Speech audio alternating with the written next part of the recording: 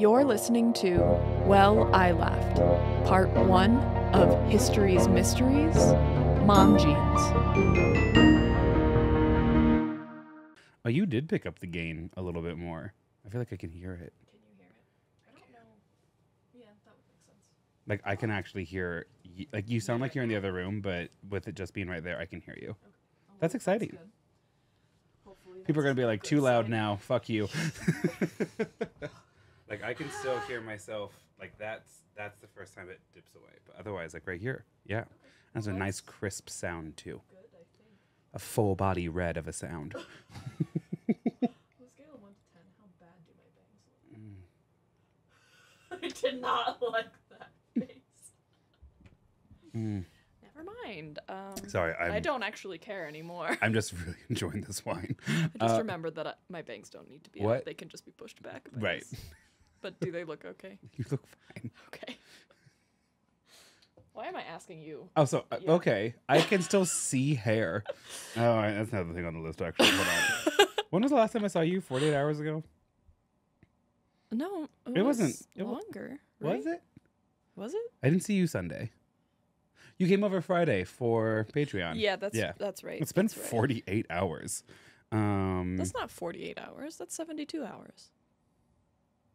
24, 48. We're gonna 72. split that hair right now. Yeah, because you're wrong. We're gonna split that hair right now. Yeah. Okay. This is my whisper. Listener, I'm assuming we're cutting I'm in sorry. at some point. Oh, we're cutting in here. We heard your complaints that we were too quiet, and now I fear that we are going to be too loud. So, pick your poison.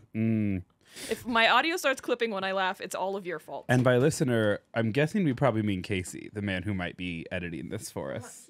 He's still on editing vacation, apparently. So I'm told. It's fine. I'm fine. Also, we're having an Adderall shortage, again, or just the Adderall that I've been taking. The When XL. did that start? Like a week and a half ago, I was like rationing for a bit Okay. because I kept getting notifications whenever I tried to fill my prescription that was like, prescription received, not ready, in all caps.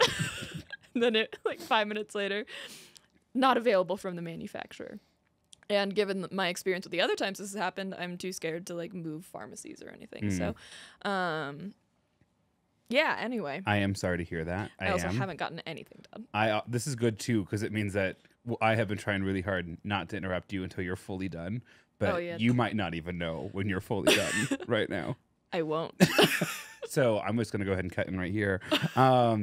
So I have, like, our insurance got switched over the summer, and I went on Cobra for a second because it involved like a slight school district switch.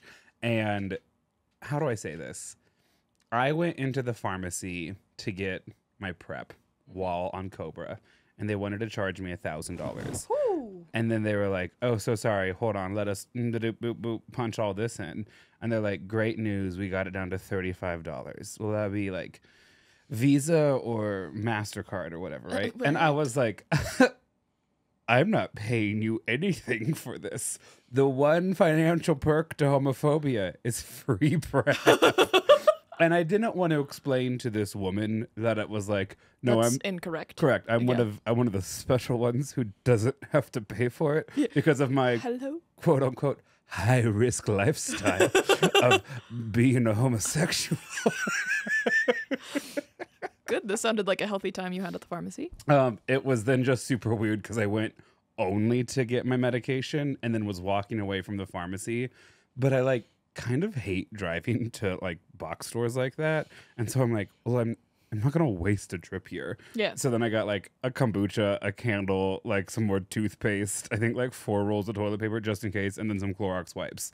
And I'm like, how did I end up spending $39 when I refused on principle to pay $35 for my medication? It's fine. Yeah, I think my next course of action is to ask for the non-generic stuff, the Vance, as it were. But then it becomes like $60 for a month for a month subscription. For a month prescription. And for our listeners now, type in the words help and get a 15% discount courtesy of Will I Laugh. Yes, I could.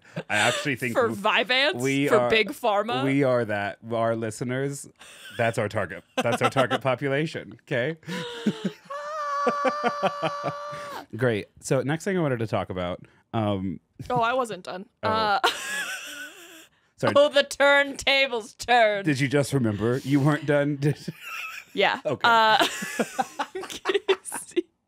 Casey, whenever this happens, Casey's like, well, you should just call other pharmacies to see if they have Adderall, or like, because I'm on generic extended release Adderall. And so I just have to call them and ask. And apparently he had tried to call last time and they wouldn't tell him because he wasn't in their system as someone who like takes it. Sure. And so I was like, you want me, someone with phone anxiety who is unmedicated and on Adderall, a really hard time focusing presently, to find the phone numbers of all of our nearby pharmacies and ask them. No, thank you. No. I have noticed that he is not in the house right now, so I hope he's on like a Fibo, the sled dog that had to deliver the like fever medication. It's a cartoon from the 90s. You know what I'm talking about? I have like, it's tickling an itch in the very back of my brain. That's what I wanted it to do. So good. Glad to hear that. I hope that's what Casey's doing. I need to He's playing soccer right now. I'm not going to lie. I actually think I need to kind of tone down my heat a little bit right now, because I am used to interacting with children where I'm like, what's up? What? Do you have something to say to me? What's up? And I'm like, not like in an aggressive way, but it's in like a haha, welcome to the verbal jousting arena. Yeah. I am the ring keeper. Okay. Okay. If you say so. I am trying to. I'm gonna go turn down the exposure on that camera, because as I'm realizing that I turned it up when we were. Am I too pale or are you too pale? Everything's too pale. Okay, I have like 18 stories to say. A lot has happened in. Oh no, I just made a voice note. A lot has happened. Oh my god. Wait, okay. Casey's friends came over yesterday for the fantasy football draft, and obviously I have a lot to say about that. But one of Casey's college friends there's like two friends of the group. I'm sorry. I'm dying right now because you're unmedicated. Because you were. Hold on. Wait 1 second. Which totally fine. I just thought you had like another thing to say about medication. This is really quick. And you just launched into a whole other story, which I do all the time. So I'm not judging at all. It is just like a really special moment. That, and you're now drinking wine. Which Grant has discovered is my fun juice, 100%. apparently. You become fun aunt. I came over tonight and you were like, I framed this niece of mine artwork. Look at how good that frame is. Can you feed the dogs? So you paused me to tell a story. So then I paused you pausing me to tell a different story about us pausing. Yeah. So let's go ahead and start to back up. You're playing a dangerous game with me unmedicated. That guy. Also, because tonight's story is 3,000 words plus. Oh. That's great. Okay. Go ahead. I'm going to need to get my fidget toys. Yeah, there is one moment where I'm like, focus. I'm about to say actually a crazy amount of J names. And I need you to follow. I'll make each one of these cranes a different J, and then that's how I'll keep track. To the people who haven't switched away from their morning commute yet, because this is already giving them anxiety. Sorry. Talk to us about that draft. The draft. So one of Casey's America friends. 1941. Talk to us about that draft. Sorry. Good Lord. One of Casey's college friends was over for that. It was like mainly his college friends, and then one of his college friends is like high school. They like merged friend groups. And they're lovers. Boy, do I wish that would make things more I interesting. swing it back, swallow my wine just in time to add that crucial commentary to your story. But there's two of the friends that no longer live in Colorado, and so that are in the fantasy like football league, and so they were trying to FaceTime them because they were all playing beer darts for like an hour or two before the draft started. So they were trying to FaceTime them, being like, "You have to take 2 tequila shots before the draft starts, or else it's unfair." Whatever, I don't know. They got one of them. The second one wouldn't pick up, and so apparently he was too hungover. It was 6 p.m. Love this. Love it. But he was like, oh my God, I watched him go through this whole phase. No one else was really listening because they were playing beer darts, and I was just sitting kind of like right behind him. And he was like, oh, I forgot that you can leave what is it? FaceTime voice messages. Yes. Or FaceTime messages now. And I swear I watched this man in 3 seconds turn into a dad. He was like, so hey, so-and-so, I'm leaving you a FaceTime message and we're out here playing beer darts. And I was like, what the The only person who has left me a FaceTime voicemail, I guess. FaceTime message. I don't. Yeah. We need to figure out what words we're carrying into the 21st century and what words we're not in this way. My aunt. Yes. I'm about to start doing it just for shiggles. You're going to actually be disappointed when someone answers. You're going to be like, I'm going to call back and don't answer this time. What are you, a freak? Want to have a phone call? I'm trying to send you a visual text message right now. If you don't pick up, or if you keep picking up, I will just send you a video. Do you know who's screaming at us right now, other than all of our listeners? Yeah, I was gonna say all of them. Tyler, because Tyler has been sending voice memos, and we're all like, "Boo, we hate you. We're the podcasters, right?" And now we're like, "How funny would it be if we left you an audio and visual message?" Which he wouldn't ever be able to load because he's on cellular and has no Wi-Fi ever. Yeah, that would be fucking hilarious. Also, you and I had an interesting interaction with one of Tyler's friends that was in town when we were at trivia. Yeah, so one of Tyler's friends from study abroad, because it changed his life, came to visit him in Colorado, and I got to meet her when I was in Paris because she also happened to be traveling across Europe. But she's Australian, and she came in and told us, well, actually, Tyler texted me, and so that's how I knew about it, and then she told me again. But one of her close friends was, like, telling her about her, like, morning routine or whatever, and kept talking about podcasts that she listens to, and then she mentioned Well I Laughed, and Tyler's friend was like, you'll never guess. Listen, you're going to laugh at this. I guarantee it. Yeah. I wish we had gotten her name. We messed up. Okay, so I love that version of the story that you just told. Yeah. Because my lived truth in all of this is we're at trivia, and like 2/3 of the way through, Maya turns to Tyler's friend and like cues up the story. And at the end, I'm like touched. It's like super cool. And Maya, like owl head, turns to me and goes, I almost kept that for myself.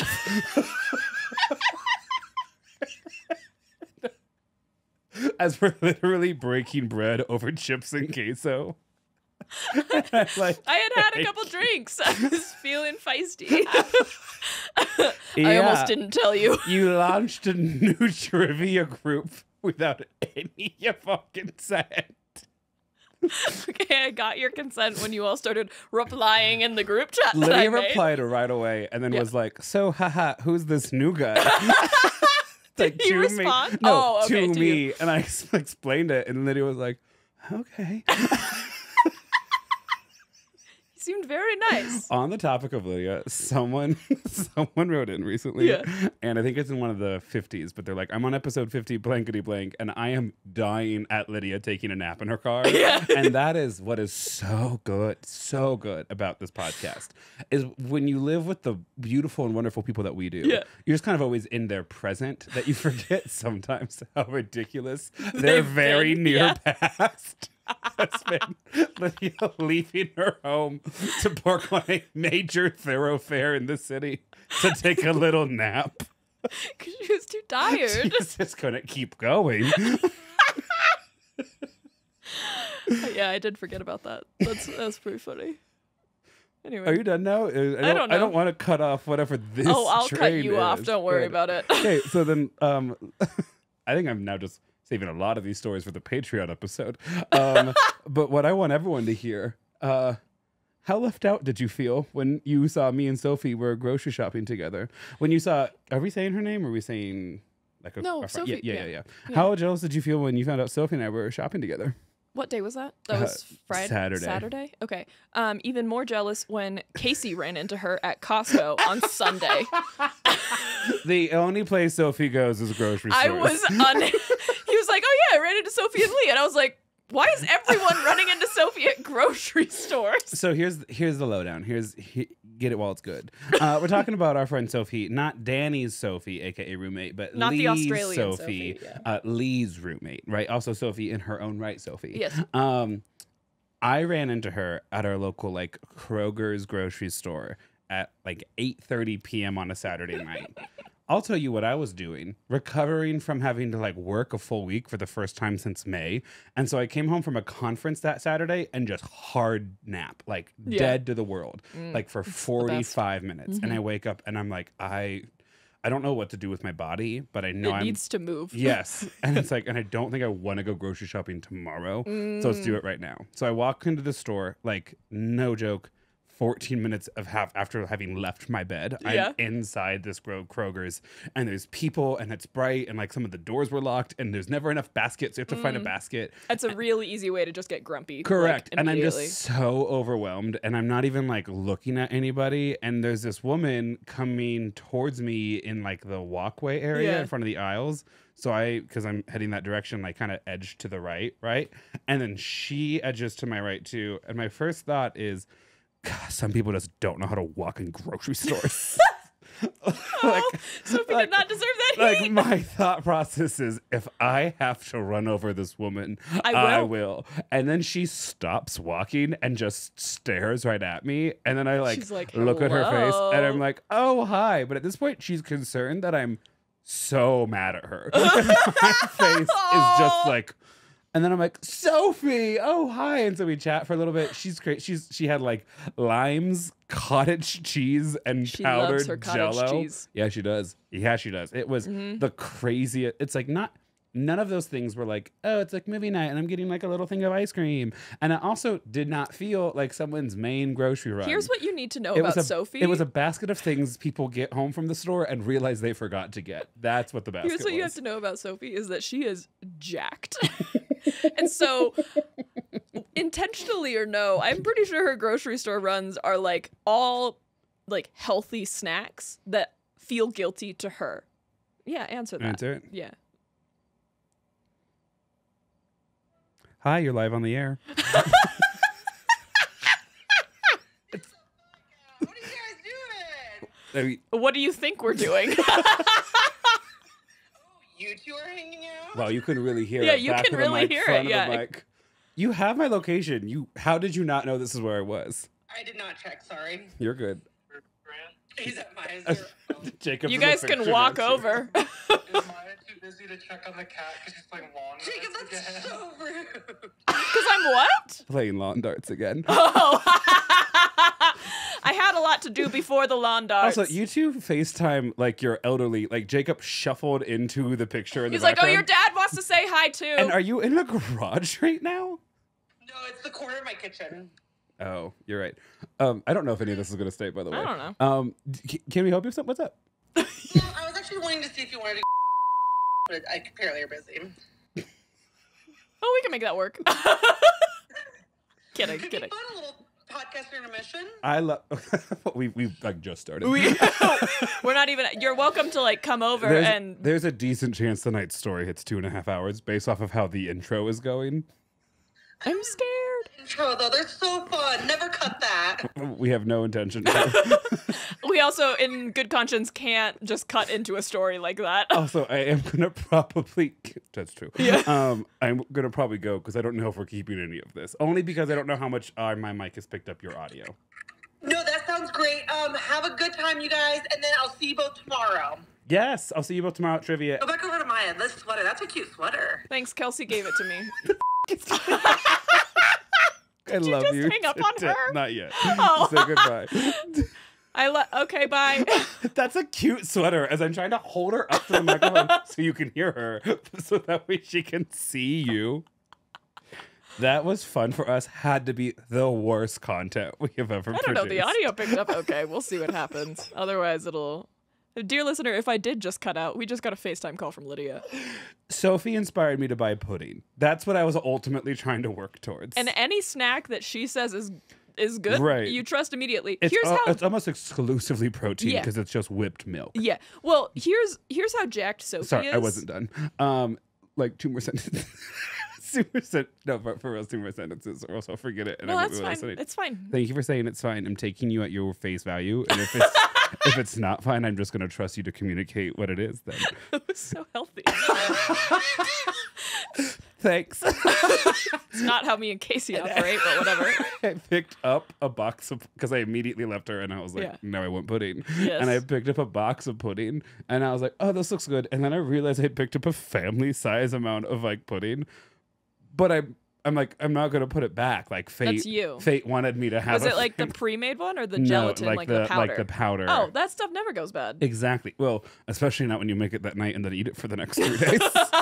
Literally, I came home today, AirPods in, listening to a podcast for tonight's episode, and just like soup spooning the last of this pudding in as I'm like also like typing up notes and stuff. I was a gremlin at 5:15 today. My fun little hack is to trade some of the gelatin powder for protein powder, and then you get this cute little protein pudding. Anyway, Sophie's really jacked, and I want to talk about her for a second. Are you done?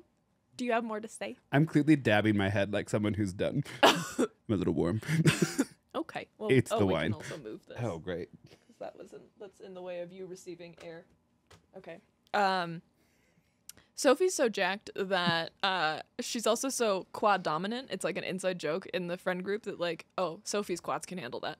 Like Sophie's just so quad dominant because she says that a lot, and now we've all picked up on it. Anyway, she's so quad dominant that To the this half like of you who don't know what she's talking about, I also like. I think it's legs. I don't know. quads are your thigh muscles. I was right. Yep.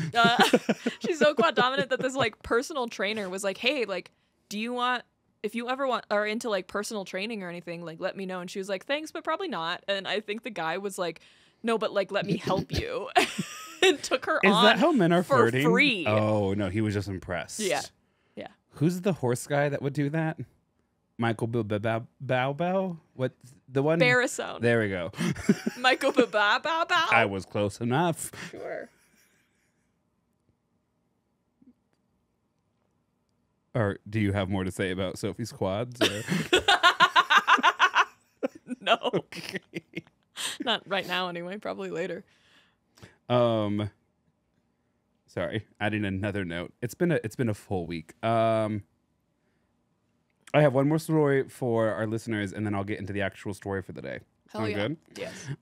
So on Sunday, I'm calling home. Well, actually, on Sunday, I'm at my house, and it's like 5:15, 5:30. Like, I have a couple things I'm still trying to do before I call my parents, and my parents call me, and it's basically my parents are like, we want to watch a movie, and we don't want you to interrupt us when we're watching the movie, so we're just going to go ahead and trigger this and kind of, I don't want to say get it out of the way kinda now, love that, though. but it's like, That's really funny. we plan on not being reachable. Like, my parents are like, we're going to be... It's gonna be now or never. Right. My Yeah. parents are like, we're going to be D&D in 30 minutes. So Yeah. like, if you don't want to disturb us. And so that's great. But my mom's like, oh yeah, I was listening to a podcast episode of y'all's recently.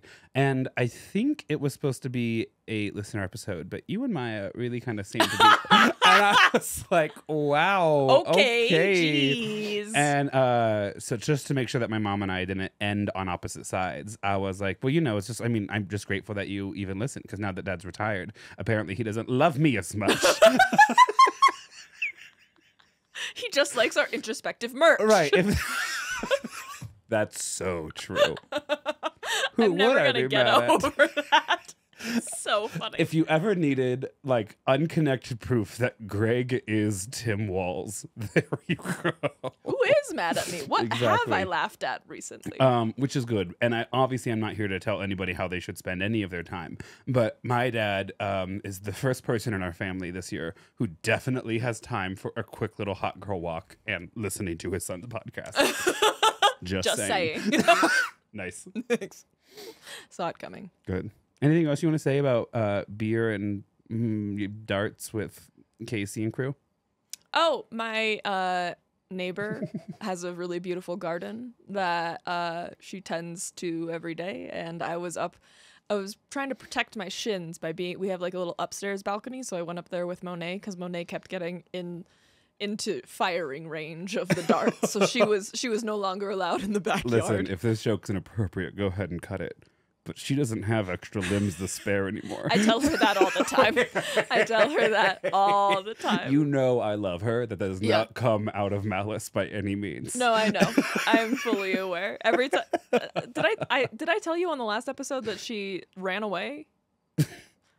Oh wait, hold on. I think so. Yes. I don't know if it was on the Patreon. I think I've heard or this on- lore before. Yeah. Yeah. Well, it was literally like last week, and she just like she ran out into the back alley while Casey was distracted, and then Casey didn't even realize she was gone until he was like up in his office and he saw something moving around in circles In the alley. Yeah, and he was like, "Oh fuck, that's Mo." ours. Well, because he also saw Bowser, and Bowser usually will bark at other dogs Right. if they're like in that back alley, but he was just standing there, and then he looked up, like break the fourth wall, take care of it. yeah, to Casey's office, Just and was like, cut Bowser in that conference room in the Yeah. office. "Yeah, I don't have thumbs, so I can't, I can't help her."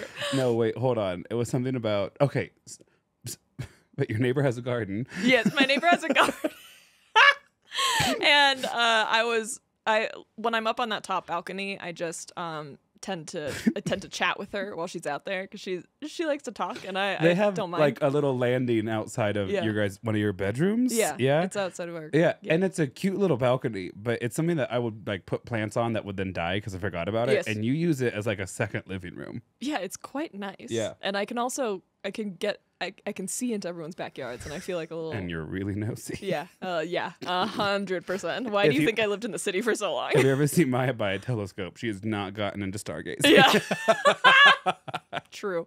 But she was, I was just complimenting her garden because it's really well done. She has these like huge sunflowers that are dying now, obviously. But she was like, "Do you guys like tomatoes?" And I was like, "Casey loves tomatoes." And she was like, "Great, I might pass some of these off to you. I just have too many." And then she was like, "Do you guys like cucumbers?" And I was like, "I love cucumbers." And she was like, "Can you catch?"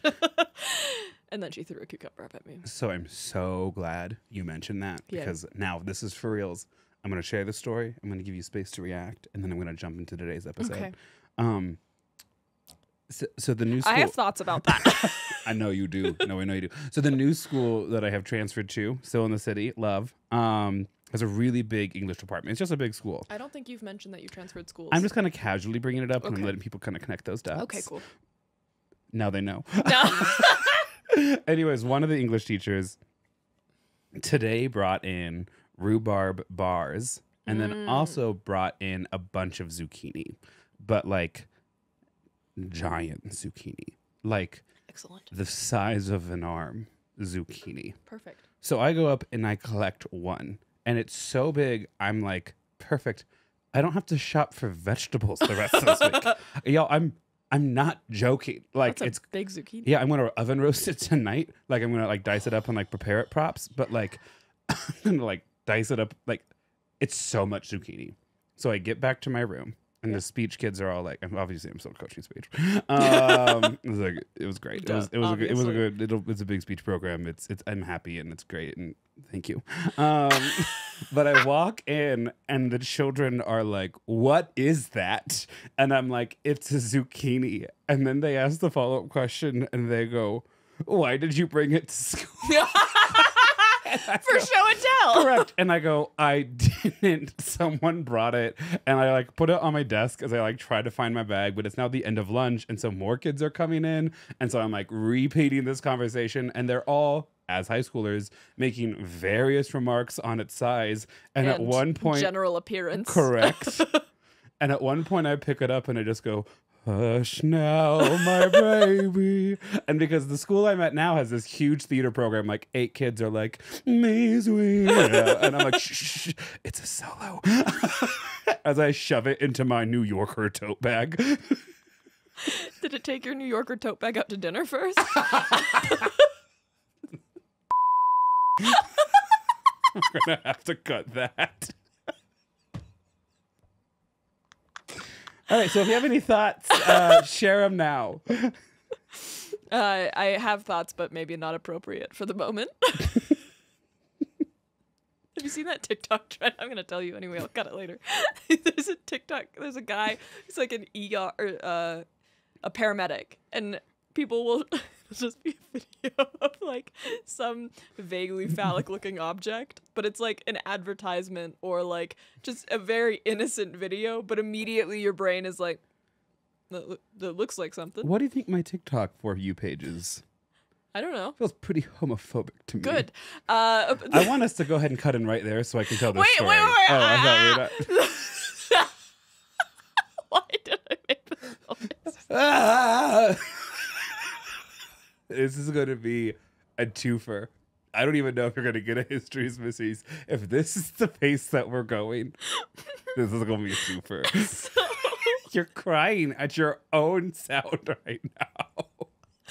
so it'll cut to the paramedic, oftentimes like in an ambulance, and he never says anything. He just like closed mouth, serious face, shakes his head because he knows what everyone's thinking. Since we're on the topic of casual everyday homophobia Grant's experienced, today It was a phallic object. Why do you think that's? You're gonna go ahead. No, I'm not gonna eat my words like that. I've been in this trap before. Neither will I. No, in the world of casual, you're gonna spill if you even try to sip right now. In the world of casual homophobia today, these speech kids who are wonderful and are a little like maybe neglected after last year's coach, kind of, it's been great. Last year's coach knew it was his last year. Last year's coach knew nothing, and those children were.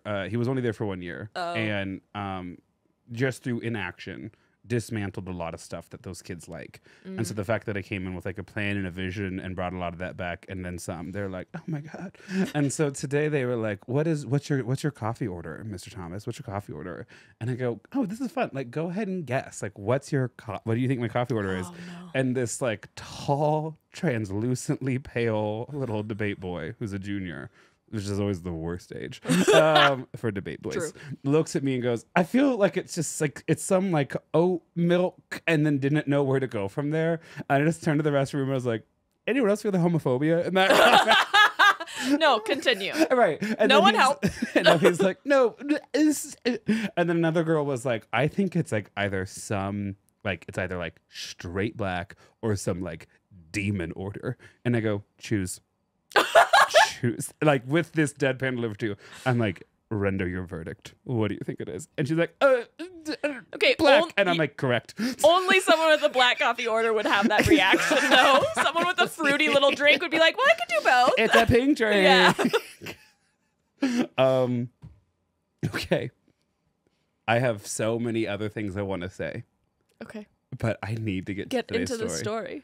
But if I say the word demure, does that mean anything to you? Yes. Okay.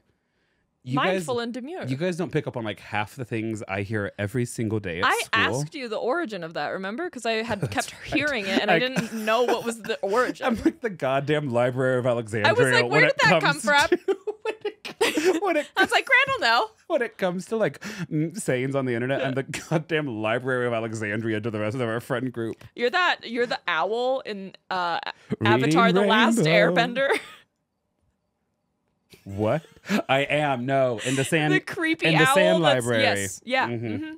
Okay, last thing before I get started.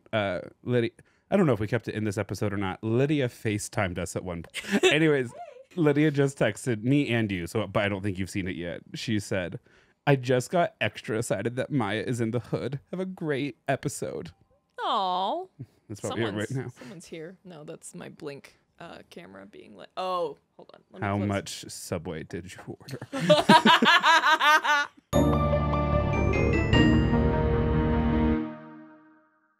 All right, so to start off tonight's episode, I'm going to ask Maya a very simple question. Maya, other than you, who is the most famous Maya in America? Maya Angelou. Very good. Can you do a Maya Angelou impersonation? No, because I don't actually know what she sounds like. That's okay. It's like pretty low and is like, Yeah. has like a vocal fry. Yeah, she sounds. Maya. Something like that. You know what I'm talking about? I thought I did until you made that noise with your face. Have enough courage to trust love one more time. And always one more time. Maya Angelou. Every time I opened my mouth, you said another word. I only ever hear Maya Angelou's poems now in Helena Bowman Carter's voice because she does all those poetry readings now. Adding another thing to talk about with you later.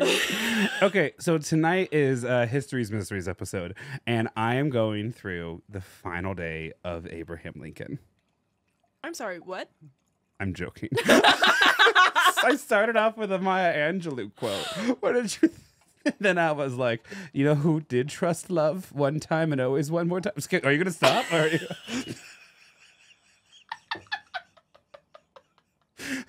Maya just literally cup overflow with my glass of wine, which I'm not mad about, but I am surprised by.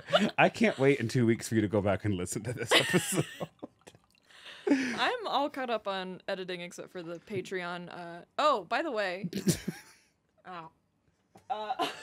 Never change. She sucked off the last bit of the wine from the end of the wine cap. Because it would have leaked. I have a little aerator on it.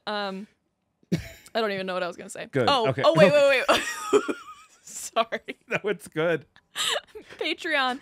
If you have ever thought, maybe I should join Patreon, now's the time, because last week's episode's Patreon is the first installment of hopefully many of Cooking Time with Thomas. Cooking with Thomas. And the audio is probably shit because I didn't bring the correct wires to use the little mics that we had, but it's still fun. And yeah. Coming to you from my kitchen, Yeah, we it's very prepared cute. 3 things and shared some goss. Yeah.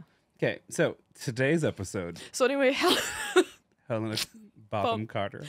I want to say Bowman. And It's that's wrong. focused on the Maya Yes. Angelou quote. Yes, you keep going. I'm gonna stop talking. Please don't. I'm gonna at least let you get like 5 bullet points in. It's Well, focused on the Maya Angelou quote, have enough courage to trust love one more time and always one more time. Okay. Today, we are going to talk about just that. A woman who had the courage to trust love time and time again. Today, we're going to talk about Maya Warner. No, I'm kidding. I'm like, why is she weirdly nervous right now? I don't know why I'm nervous. We're going to either. talk about Jeanne de Clisson. Good. Can I see the pronunciation? I won't look at any Sure. notes. Yes. Right there. Jeanne de Clisson. Thank you. You're going to love this episode. If that brought you joy, Yeah, it did. you're going to love. Once I figured out the sound Say in her French. first name again. Jeanne, Jeanne. I think. Jeanne. Jeanne. Okay, so Jeanne Jeanne was born. It's a series of French names, but one of them is Montague. So that's Hell yeah. fun. What is it like? I flick my note or flick my thumb. Yeah. you. Yeah. Shakespeare and all that. Yeah. But not in Fair Verona, where we lay our scene. But she is born to 2 noble people who have like various land holdings in Brittany. Do you know where Brittany is in France? I don't know where. I know that it exists. I want you to picture the geography of France, like Yes. the outline for a second. The part that looks like France's Florida. Yes. The little arm that's like... Same time. Codependency. That's Brittany. Okay, cool. Which has, by the way, like a weirdly independent legacy in the terms of like French vassal states of the 13th to 17th century, Good. which is largely what today's episode is about. That was a lot of words. As people just turn off and switch to Sabrina Carpenter. Okay, so Jeanne is born in Brittany. I'm working late. Exactly. 'Cause She I'm a is singer. a Montague on her dad's side. Okay. And she's born, and we love this. We love this. She's born in the year 1300, Oh which my means gosh. we always know exactly how old she is in this story. Oh, perfect. Yeah, that is actually really nice. Listen, it's happened to me one other time that I've picked a person that like that's Yeah. when their birthday is, and I'm like, thank you, because their age provides so much context. It really does. Okay, so said that. I was like, where's Brittany? It's the Florida of France, and I know we're gonna get comments on that. I just mean from its look. I certainly don't mean by its culture. And then I put, it's Brittany, bitch, because it's Brittany. Yeah. Britain. Okay. That's fine. It's gonna be a lot faster than I thought it was gonna be, though. Also, Brittany is important to France and Great Britain. So the Bretons, Bretons, there are Bretons in Britain. And part of their legacy and lineage is where Great Britain gets part of its name from. Oh. Because the Bretons are right next to the Normans, which is aka Normandy. Weirdly, we talked about this like 2 episodes ago, and there was like the Norman invasion of the British Isles and that's like how like we got all this like French in the English language, but we also had all this German from the Anglo-Saxons, because the Saxons were mainly like Danish and spoke German, and that's why English is such like a zombie language, is because it had like Normans and Bretons and Danes and Saxons. Sure. But then Brittany itself is in France. Ah, yes. I actually don't think I did a terrible job there. I think I did a mediocre job there. I think whenever I start hearing about geography, my brain just goes. Brrr. Meanwhile, my brain is just like lighting up like a world map. I'm like, yep, absolutely. Like, you know. Sure. Yeah. Okay. Great. Casey's home also, so he might, if you see him, open the door. Do you just have twin telepathy now? How did you know that? Our ring camera. Nice. Yeah. Even your Tor doesn't trust him. It's like, hey, he's home, by the way. Tor's like, do you know this guy? Okay. As a noble family in the Bas-Poitou area, do you want to read it? Yes. Okay. It's at the top line. Oh. No, I don't actually. I could try, but I'm gonna botch it. I don't know. Well, because there's a lot of Celtic influence in a lot of these names. That one's too much. Right. Because of everything it has said for the last 3 minutes. Exactly. Now I'm unsure. I'm unsteady on my feet. I am at the like lay the groundwork so we can at least have like a name and a time. And good. This has been a lot of fun so far. Okay, so we have Jeanne. Jeanne, who was born in 1300. Yes. Because of where they live, the de Montague family have a direct or indirect involvement in a bunch of different businesses that are important to that area at the time, including winemaking, salt production, and the movement of goods from Spain and Portugal up the French coast all the way to the British Isles. Okay. And so they're making wine, they're making salt. Salt's super important for the sea trade because it helps preserve food.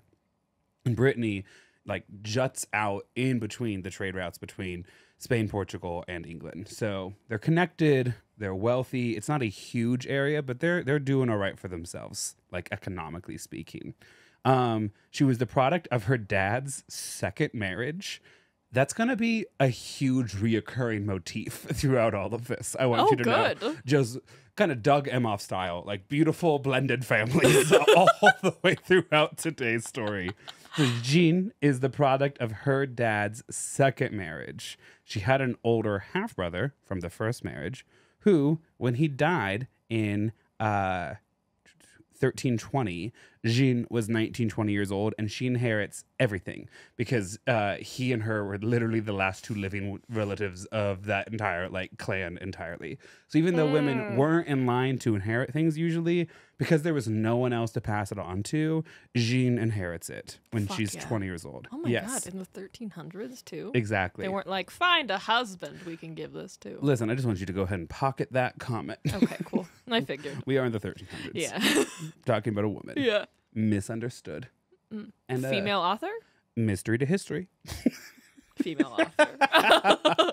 Okay, so in 1312, when Jeanne's 11, when she's 12, she marries a guy named Joffrey.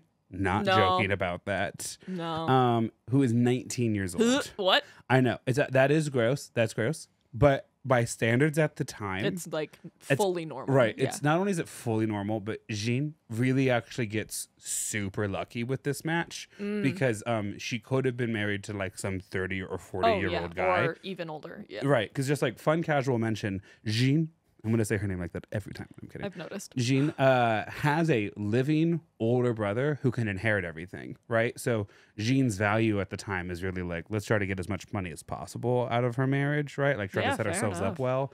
Like her family absolutely could have arranged a much worse marriage for her than to a 19-year-old. I thought you were going to say she got really lucky with this match because he was gay.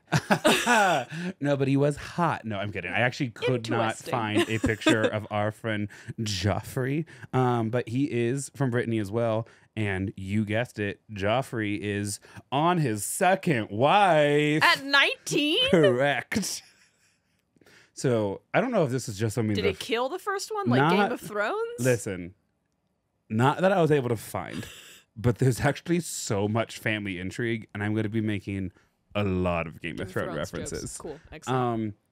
Yeah, he's 19 on his second wife, which again, not sure if that's just a thing the French do, or if that's kind of something that the Brittany's were up to, or if just Jeanne attracted men who were like on a bounce back. You know what I mean? Yeah, she was the friend that was there, you know. Yeah, I think so, potentially. So she gets married when she's 12. When she's 14, she has her first son, whose name is Joffrey. Not even joking. Here's what I've learned from Game of Thrones. Quit with the same name bullshit. We need generational trends. We can't have, for House of Dragon, we can't have 15 Aegons. That literally started a civil war on accident. I'm so excited for this evening. Okay, so when she's 14 years old, 14. she gives birth to Joffrey. And then when she's 16 years old, she gives birth to Louisa. Okay. Louisa will eventually marry a guy named Guy. That's bizarre. Yeah. Guy in the 1300s? Mm-hmm. No. So here's something. Here's several things that are actually super fun. So husband Joffrey Yes. dies in 1326. So Jeanne is how old? 26. Very good. How old is Joffrey? He is at the time, it appears 14, 12. No, 12. her wife. Or his, sorry. Jean's husband. Right. Which one died? This is where the confusion lies. Which one died? Oh, God. I'm actually now growing increasingly concerned for today. Okay, so Jeanne has a husband and then separately a son named Joffrey. They're both named Joffrey. Right. You said one Joffrey died. Husband Joffrey Okay. dies. I was asking how old Joffrey was when he died. Right. Okay. So, what's 26 plus 7? That's how old he was. 33? Yeah. Both of us took way too long to do that mental math. Well, it wasn't in my notes. Yeah. I'm only able to piece it together because I know the age difference between That's fair. Jeanne and Joffrey. So I'm like, okay. So Joffrey dies when he's 33. Okay. Jeanne's 26 at the time. And her son, legitimately born son, Joffrey, is 12. Okay. In 1326. Yes. And this is where my notes pick up. When Joffrey dies in 1326, Jeanne is 26 years old, an old woman on the marriage market by this point. I actually think... On the marriage mart? Correct. I actually think Penelope's character in the latest season of Bridgerton, you know, when she's like desperate and it's like now or never. It was her I third... think she's 26. No. Do you think she's younger? She was, because it was her third season on the marriage mart, and she entered a year early. So I think it was 17 or 18 that you entered the marriage mart. So I think she was 16 or 17. So she would have been. So Jeanne has like almost 20. a decade more on Penelope at this point. Yeah. And here's what I actually think is really interesting. So not only is Penelope old, not only is Jeanne old to be on the marriage market, but she's like kind of done the two things that she needs to do. Mm-hmm. She's given birth to children who were legitimately recognized as her husband's heir. Yeah. One of them is a boy, so who will inherit the like title and everything. Like she can kind of just like call it good there. But doesn't she need someone to like care for her because she's a woman? Well, she has all that stuff that she inherited. So because her half brother died already, she's inherited all of her family's estate. Right. So she has her father's whole estate now under her that she got like 6 years ago. And she's now the caretaker of her husband's estate with an heir lined up to inherit all of that stuff. And you know, that should be it. I agree. But Maya, trust love enough to, or have courage to do it love again, always again. One more time. Maya Angelou. This is why I wasn't born as Maya Angelou. Oh my God. Okay, so she has... So this kid is like 13, so she's going to be the regent for a while. And also, like, her male son has lived through like the hyper dangerous years of like child goes to bed and never wakes up, right? Like he's now in his teens. Like he things are looking pretty decent right now, but because she trusts love, our girl Jeanne gets married again. Why? And you get me, you see me, you know me, you make fun of me. Okay. Yes. Yes to all of that. In 1328, 2 years after her first husband died, Jeanne, 28 years old, marries another guy. This guy's name? Guy. Who is not the same guy that her daughter will marry. What? I'm telling you right now, there's single-digit number of names in this story. So, okay, it's also French, so it's probably Guy. I mean, to be real. Probably, I don't know. So Jeanne married Joffrey. Joffrey died. With Right. Joffrey, though, she had 2 kids. Right. So she had Joffrey and the daughter. Right. And Do we know her name? We do know her name. I wrote it down. Louise. Louise. And Louise marries Guy Eventually. but And that's kind of then- where Louise's story is going to kind of... That's all we know about her. Right. But Jeanne will then marry a guy. Right. A guy who is, Guy. you guessed it, on his second wife. Why was this not a lover scorn? Because I didn't find it until very recently. Okay, so just so we can connect all the dots. Yeah. Jeanne was raised by her dad and her dad's second wife. She then marries Joffrey. She's Joffrey's second wife. Okay. Joffrey dies. She then marries Guy. She's Guy's second wife. And What Guy the hell? and Guy is Are you actually pronouncing? I don't know what that is. Guy. I think it's probably just Guy. You think so? I think to be safe, because I don't know what it's The supposed Queen's podcast that I listened to Was it today Gui? at 1.25 speed on the way home, because I was like, oh shit, I stumbled into way too much information. They pronounced it Gui. Okay. I think. I don't know. I That's was fine. You do you. at a certain point I was like- eating chocolate puddings. I was so like, don't know. don't make any decisions Let's just go based ahead off and- of me. You're right. Let's call him Guy. Okay. So it's Guy. Guy. Also a guy named Guy. Fieri? That's funny. You and I both looked at each other. We're like, we don't have We don't time. have time. Exactly. I was like, I don't know if I can actually focus on that and this right now. Okay. So her second husband, Guy, he's like kind of important. Guy is on his second wife when he marries Jeanne. He's also the second son of the Duke of Brittany. Okay. So Duke of Brittany is like King of Brittany at the time, right?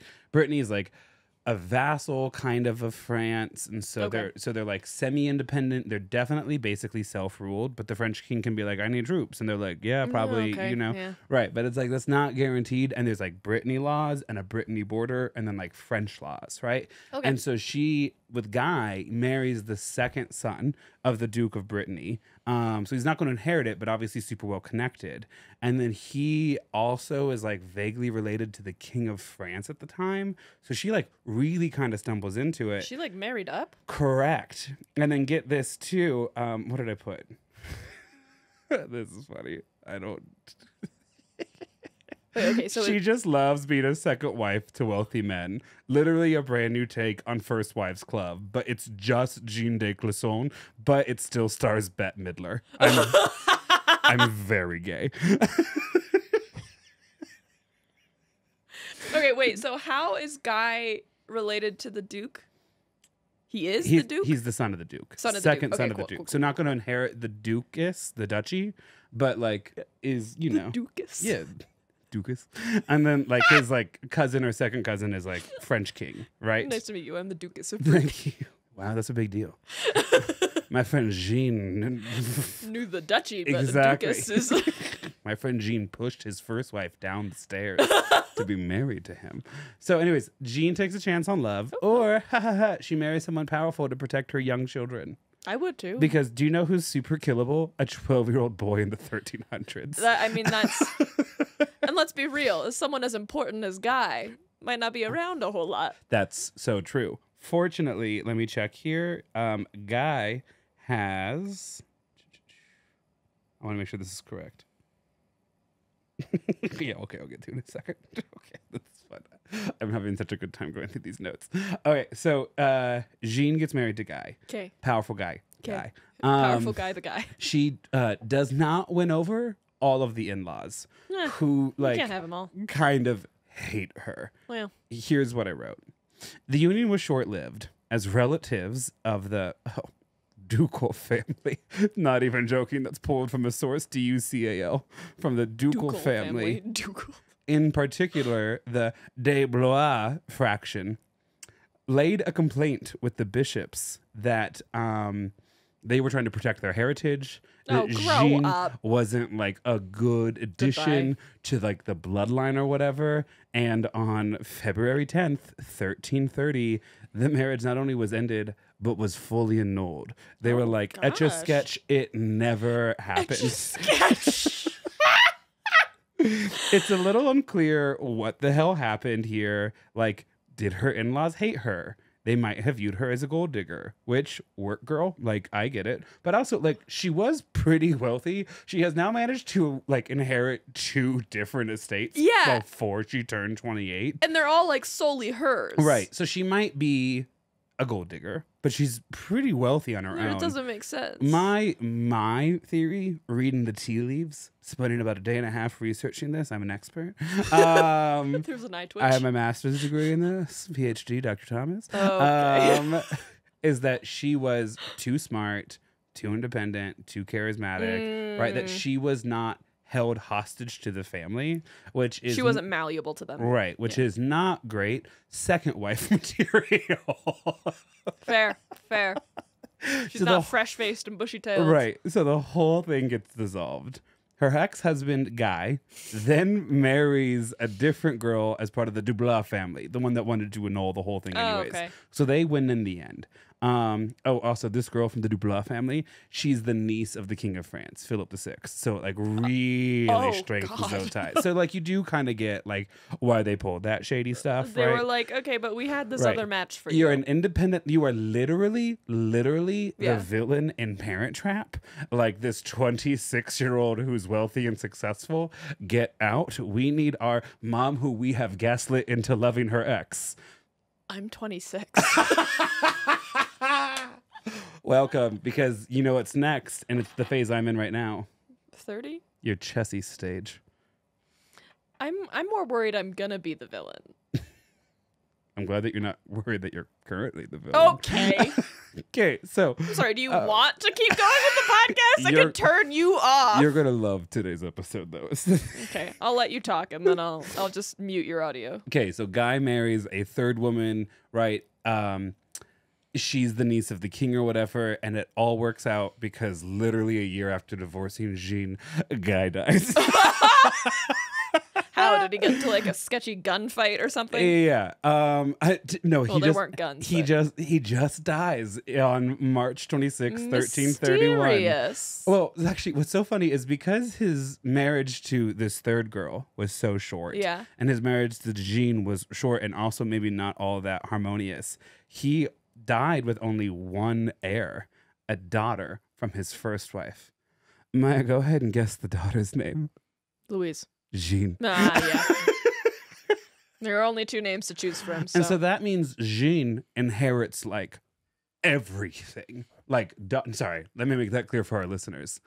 Daughter Jeanne inherits like everything. So now we have 2 Jeans Mhm. that are inheriting a lot of stuff. Correct. We have our main girl, Jeanne de Clisson, Yeah. right? Who has now had 2 husbands. Yeah. One gone, one divorced. Yeah. And now he's also gone. Interesting. So our main girl, Jeanne de Clisson, she has now managed to inherit 2 estates. And her ex Yeah. stepdaughter, Jeanne, Yeah. has inherited all of Guy's stuff as well. So we just have powerful women doing it right. And do you know what powerful women do in the 1300s, Maya? Commit war crimes? I don't know. They have enough courage to trust Oh, love God. one more time, every time. The way I would never. Every time I copy and pasted that into my, because every time I've said it, it's been in my Yeah. notes. Every time I copied and You pasted it, giggled. I was just like, paint this picture. I am like on my couch in my underwear, sipping a cold brew. It's 5:45. I'm like pulling it all together. Chaperone is blasting so I don't fall asleep, and I'm just dialed in. HOTDODO. Correct. It's just in the background. So after waiting the apparently required 2 years, our main girl, Jeanne de Clisson, Trusts love again. correct,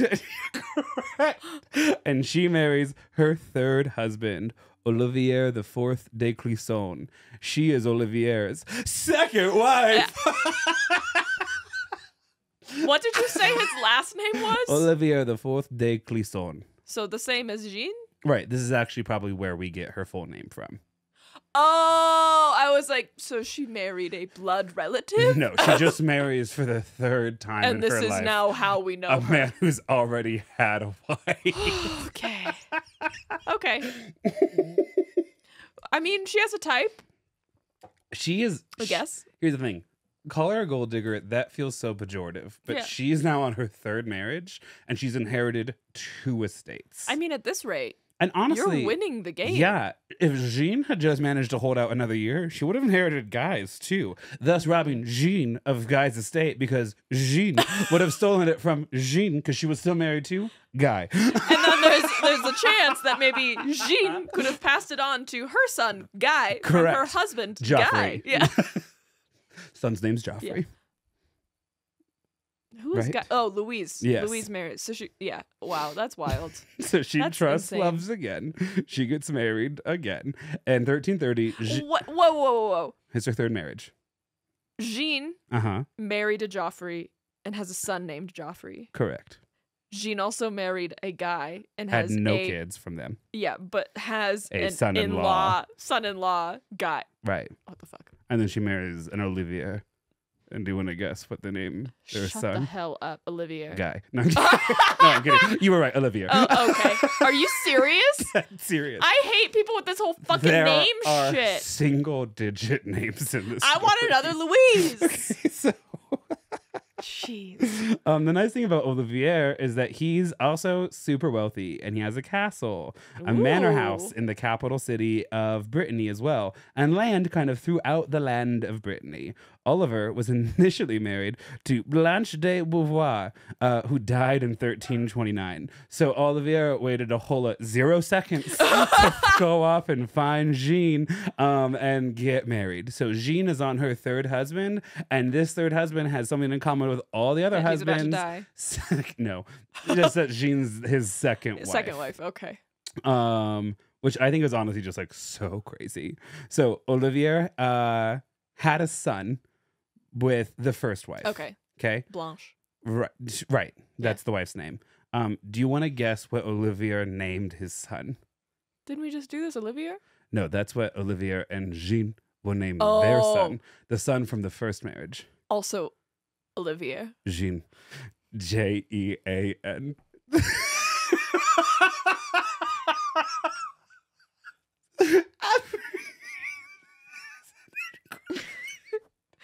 I think then our Jean is technically like Jeanne, Yeah.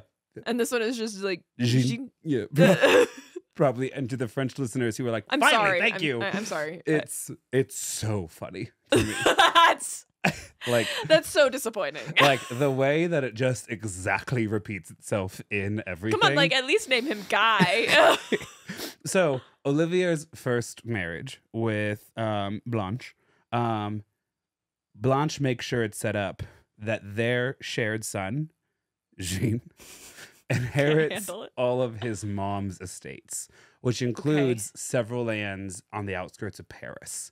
And he'll become like the Vichy of that. Because I think he actually, in this instance, ends up outranking his father based off of like what he's able to inherit from his mom's side. Oh, Right. cool. So, for the listeners at home, our girl, Jeanne, Okay, but I can do it. Ready? Mhm. Okay, so Jeanne, first of all, marries Joffrey. correct. They have a daughter. Joffrey. They have Joffrey and Louise. Right. Louise marries Guy. Right. And then Right off Louise. We don't need to worry about her we don't need to anymore. worry about it. I'm gonna think about her forever. Okay. As you're right. Yeah. Joffrey dies. A couple Right. years later, she marries Guy. Right. They don't have Zero they don't children. have a son. That marriage gets annulled.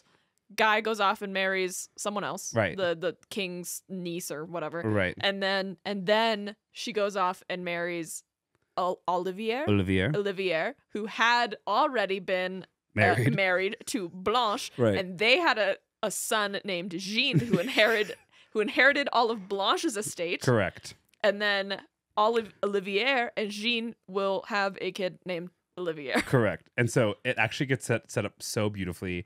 Her first child and her first son, Joffrey, Yeah, inherits Joffrey's estate. perfect. Her daughter-in-law, Jeanne, inherits all of Guy's estate once he dies. Because Guy had a daughter from his first marriage, Jeanne. And then she marries Olivier, who already has a son, but he's inheriting all of his mom's estate. So that means... Oh, you said Guy. You mean Olivier. No. I'm sorry. Guy also had a daughter named Jeanne? Yeah. From his first Right. marriage. Right. I remember now. And so literally everyone Jeanne touches ends up inheriting their own estate after the death of someone really that's funny. not Jeanne. Yeah. She's like, do you want this? I can get this for Exactly. you. I will touch him and it's yours in 18 months. And so that means when Olivier and Jeanne get together, Yeah. Jeanne's third husband, their children will be in line to inherit Olivier's estate. Yes. Because before Jeanne marries Olivier, she's like, Olivier, I will only marry you if we can guarantee in writing and contract that Joffrey inherits his father's estate. You're not going to lump my first husband's estate into yours and then give it to whoever. My first son inherits his biological father's estate. And Olivier is like, work, queen. I love it. Your mind is what I love about you. And I have the courage to trust love again. one more time. And then Every he dies. time. Okay. So the year is 1330. Okay. Our girl Jeanne, our main girl Jeanne de Clisson, Yeah. is on her third husband. Okay. All of her children and like children-in-law and stepchildren somehow are just dukes or duchesses of their own little mini kingdoms, essentially. That's beautiful. It actually really is. It took me a second to like pull apart all the threads. That's just another reason I would never get married again. I would just live with my children. Yeah, heard 100%. Yeah, I don't Give know. me my own wing of your castle. Like- We don't ever need to talk. For the local economy of Brittany, it's actually really good. Jeanne kept getting married. Spread the wealth. She did not need to. Yeah. Okay, so Jeanne, a recent widow, I told that part that her son will inherit everything. Yes, she's a good mom. So she still has all of these independent land holdings from her father. When he passed away, he gave everything to her. And Olivier obviously has his own land holdings too. So when Jeanne and Olivier marry each other and bring their two estates together, they actually become like kind of Lord Paramount of this region. They become the power couple because they're the wealthiest couple in this area. They're called sequential powers in the area, but they're just basically like the default authority if the Duke isn't around. Okay. Like they kind of get to run the show. So they're a big deal. That's the best gig. Correct.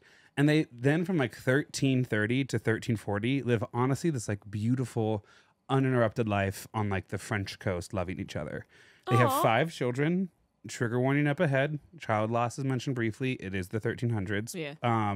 It's not as tragic as some of the stuff we have carried though. So they have their first daughter, Isabel, Okay. who by the way was born in 1325. They get married in 1330. Oh. And the reason why they didn't get Intrigue. married then is because Olivier's first wife, Blanche, still alive.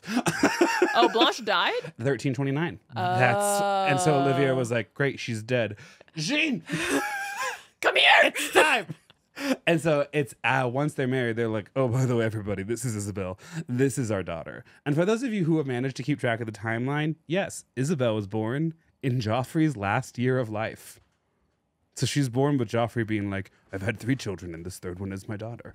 So they have Isabel, born in 1325. So 5 years before they're married. Yeah. They get married in 1330. In 1333, they have their first child, Maurice, who will pass away in infancy. Oh, It's the only one that passes away in infancy. wow. Their next Well, child, she's wealthy. Olivier V, Shut the hell up. is born. That's in 1336. In 1338, they have another child, Guillaume, Guillaume. Gear. Guillaume? It would start with a gear. Guillaume. Sure. Sure. And then they have their fifth child, a daughter, in 1340. Maya, do you want to guess this final child's name? I don't know. I'm just scared. Jeanne. That was what I was scared of. Yes. Moving forward from the story of their 4 living children, Isabella, daughter Jeanne, Olivier the fifth, and Guillaume, we only really need to focus on the 2 sons moving forward. They're the 2 that we'll see a couple more times. But before I do, their daughter, Isabel, that they had 5 years before they got married, she will go off and marry a guy named Jean de Royal. Shut the hell up. And that guy will basically end up like, from her branch, they will produce like half of the future rulers of the Duchy of Brittany. But like for this story, Isabella just isn't all that important. And so she's going to kind of fade away. So is her biological daughter, Jeanne. That's not important. Here are the major players still in the story. Yeah, because I need to know who to focus on. Right. There's too much going Right. on. There's basically 4 people you need to care about in Okay. this story. Olivier, Okay. our main girl, Jeanne, Okay. her ex-daughter-in-law, Jeanne, from Guy's marriage. Yes. And then Olivier the fifth, her son, her oldest son. Those are the 4 main characters you need to know. Okay. Okay. Wait, her oldest son. Olivier Joffrey, he actually dies like in his 30s. That's so sad. But I think he has this. Oh no! And then all of his stuff passes to his sister, Louise. Oh, and sweet. she becomes even richer. Wow. So we got a bunch of like really powerful women going on Correct. here. Women who will live forever and men who do not live to see 40. Yeah. It's all their bad habits, you know. And so I do believe truly that Jeanne and Olivier were in love with each other. I really do. Okay. There are also some royal records where she took his ass to court because I think he tried to like fold in some of her estates into her own. And she was like, I got it in writing.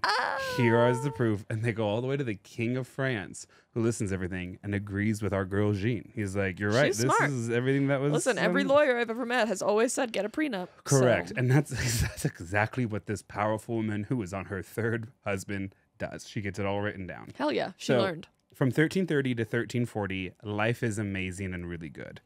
And then 1340, the political winds in Brittany change pretty quickly. And I'm going to now introduce you to like a big important conflict that we're not going to talk a lot about, but we need to understand. I thought you were about to say character, and I was like, Grant, I can't. Well, Shit. okay. Is it another goddamn Jeanne? Because I swear. You can't keep guessing accurate information.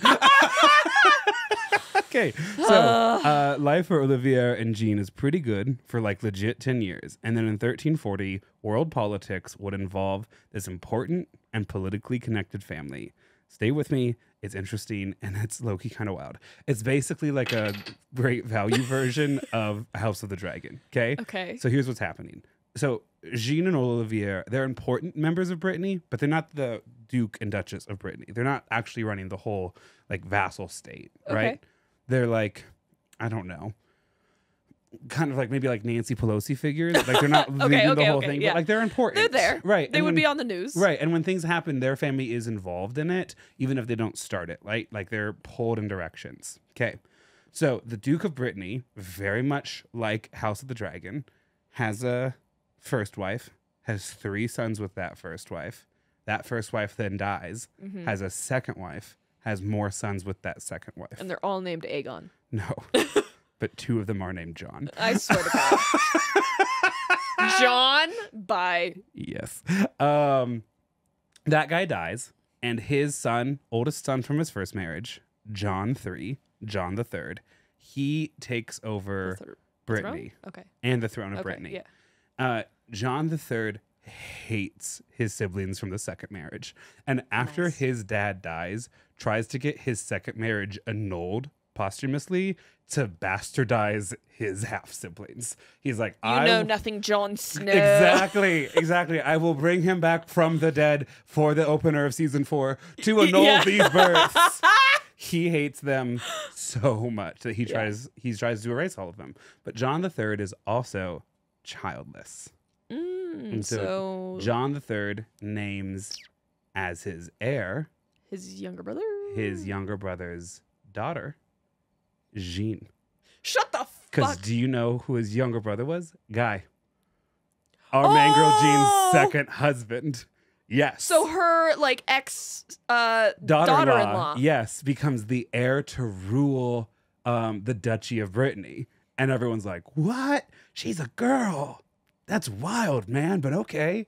Also, like, you really hate your half-brother from the second marriage. Yeah. Whose name is also John. And so we're like super clear, or all super clear. Was there like a weird prophecy that the names all got confused? Maya, you were not ready. No. You are not ready. I legitimately almost had to ask us to record at 8 because I was like, I gotta chase down these leads, okay? So, like I said, it all starts to happen around 1340. Okay? In 1340, John III is getting old, right? Okay. His named heir is his niece. Was there a reason that it wasn't either of his brothers from the same marriage? They're dead. Okay. That's what I was worried about. That's why niece Jeanne is named as the heir. Oh, because all of his brothers are dead. Yeah, so his second youngest brother is Guy. Correct. Okay, it's all coming together. Right. So his niece is like his niece is a direct relative from the branch of the family that he recognizes as legitimate. Okay. But then in 1340, he's like, I'm getting pretty old. Stop it. I think I should make up with my brother. Stop it. He doesn't name him heir. But he's does like, I no longer view relations. you as a bastard. Like, you are my brother.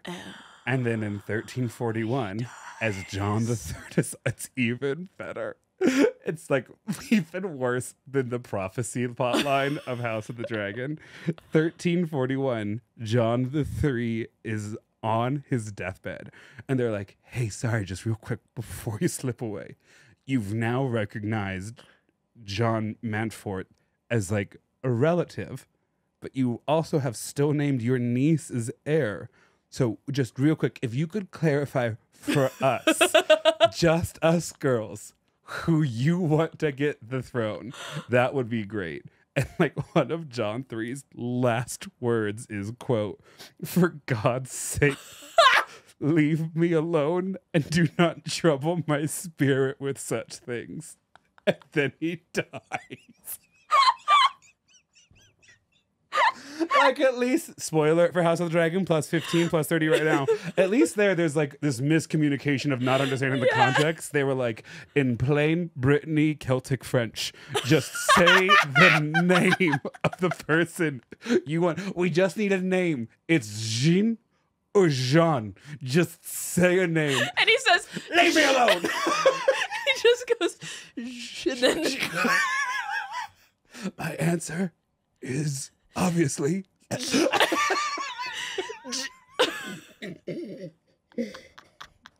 that picked up so strong. And so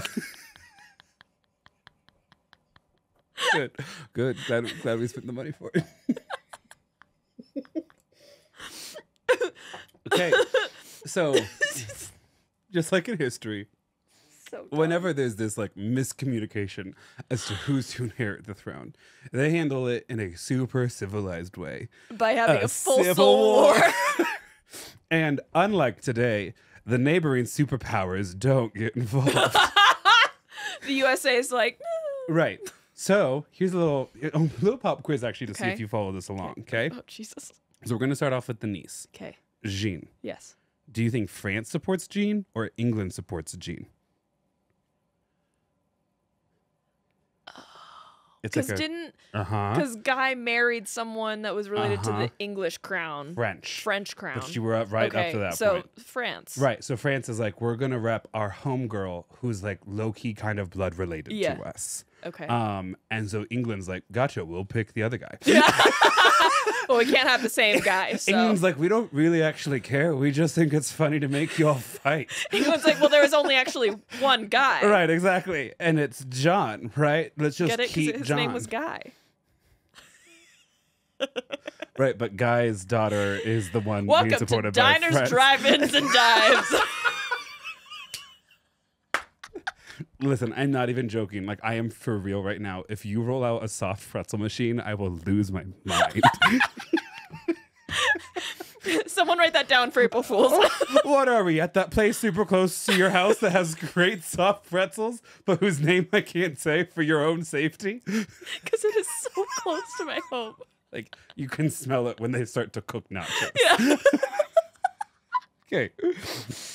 So, they name this the War of Breton Succession, but it's also known as, quote, the War of Two Jeans. And neither Shut the Jean, hell up. neither Jean is our main Jean.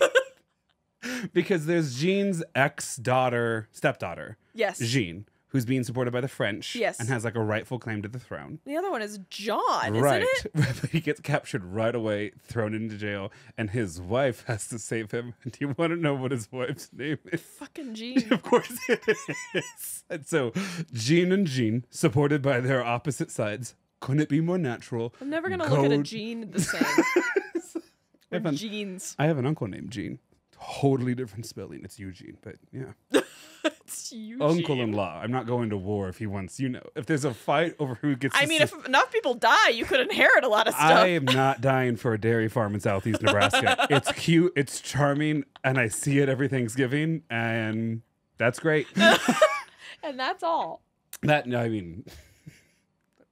I got to pull back to the main story before I just follow that rabbit hole down. I'm going to take 10 seconds to pause for both of us.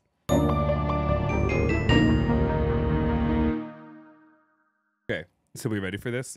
No. So, John III dies in 1341 Okay. without really naming a clear successor. Yeah. Like, he's like, it's my niece, but also, he's my brother. You guys figure it out. Literally not my problem anymore. He's the frog in Shrek. Yes. So, how does this impact our two lovers, right? What's their involvement in all of this stuff? Because they shouldn't really be involved, should they?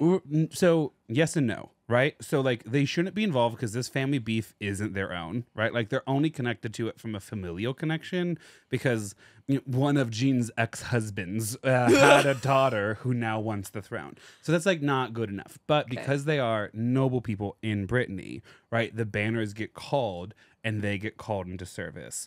And Olivier and Jean choose to fight on the side of the French because they're like, let's keep our connection, right? How good would it be if your former stepdaughter is the ruler of our country, right? That's obviously cool. Let's go to bat for that connection, right? And as noble families, they were going to have to pick a side.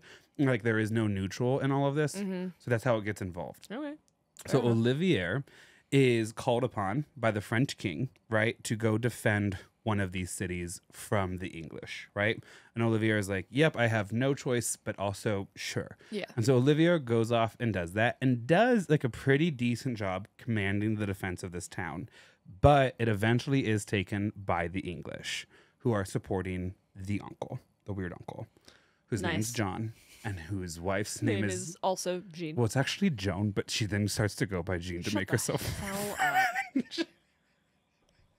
And no, it's not Joan of Arc. Just to also make sure that's super clear. Plot twist. Listen, I at one point last night, I was like, okay, so what do I need to know about Central Francia and this dissolution of Charlemagne's empire in the 800s? I got deep for a little bit. This is me having cut things.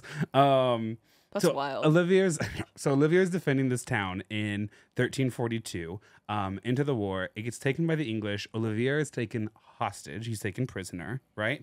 And then there is a prisoner exchange. The English give up Olivier, and in exchange, the French give up this English guy that they had in prison. In addition to giving up the English guy, the English demand a little bit of money for Olivier too.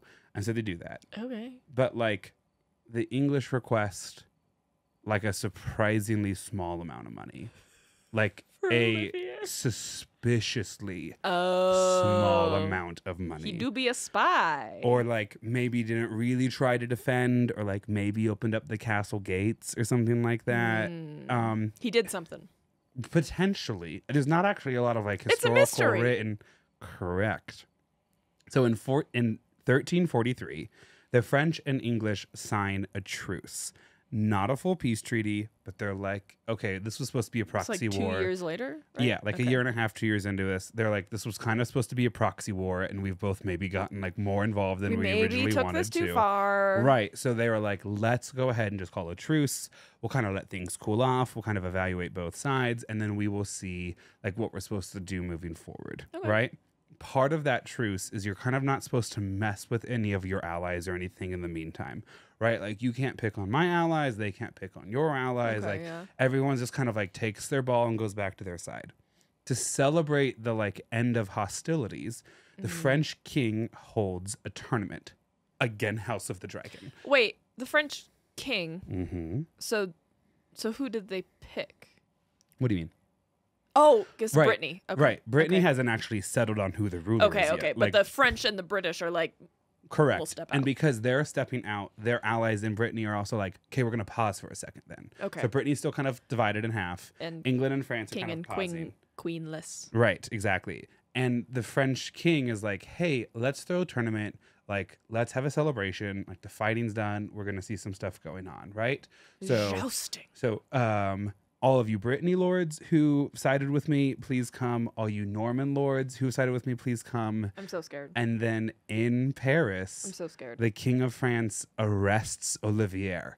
And this is what's so important. Because Brittany's semi-independent, the king has no jurisdiction to To do arrest him that. in Brittany.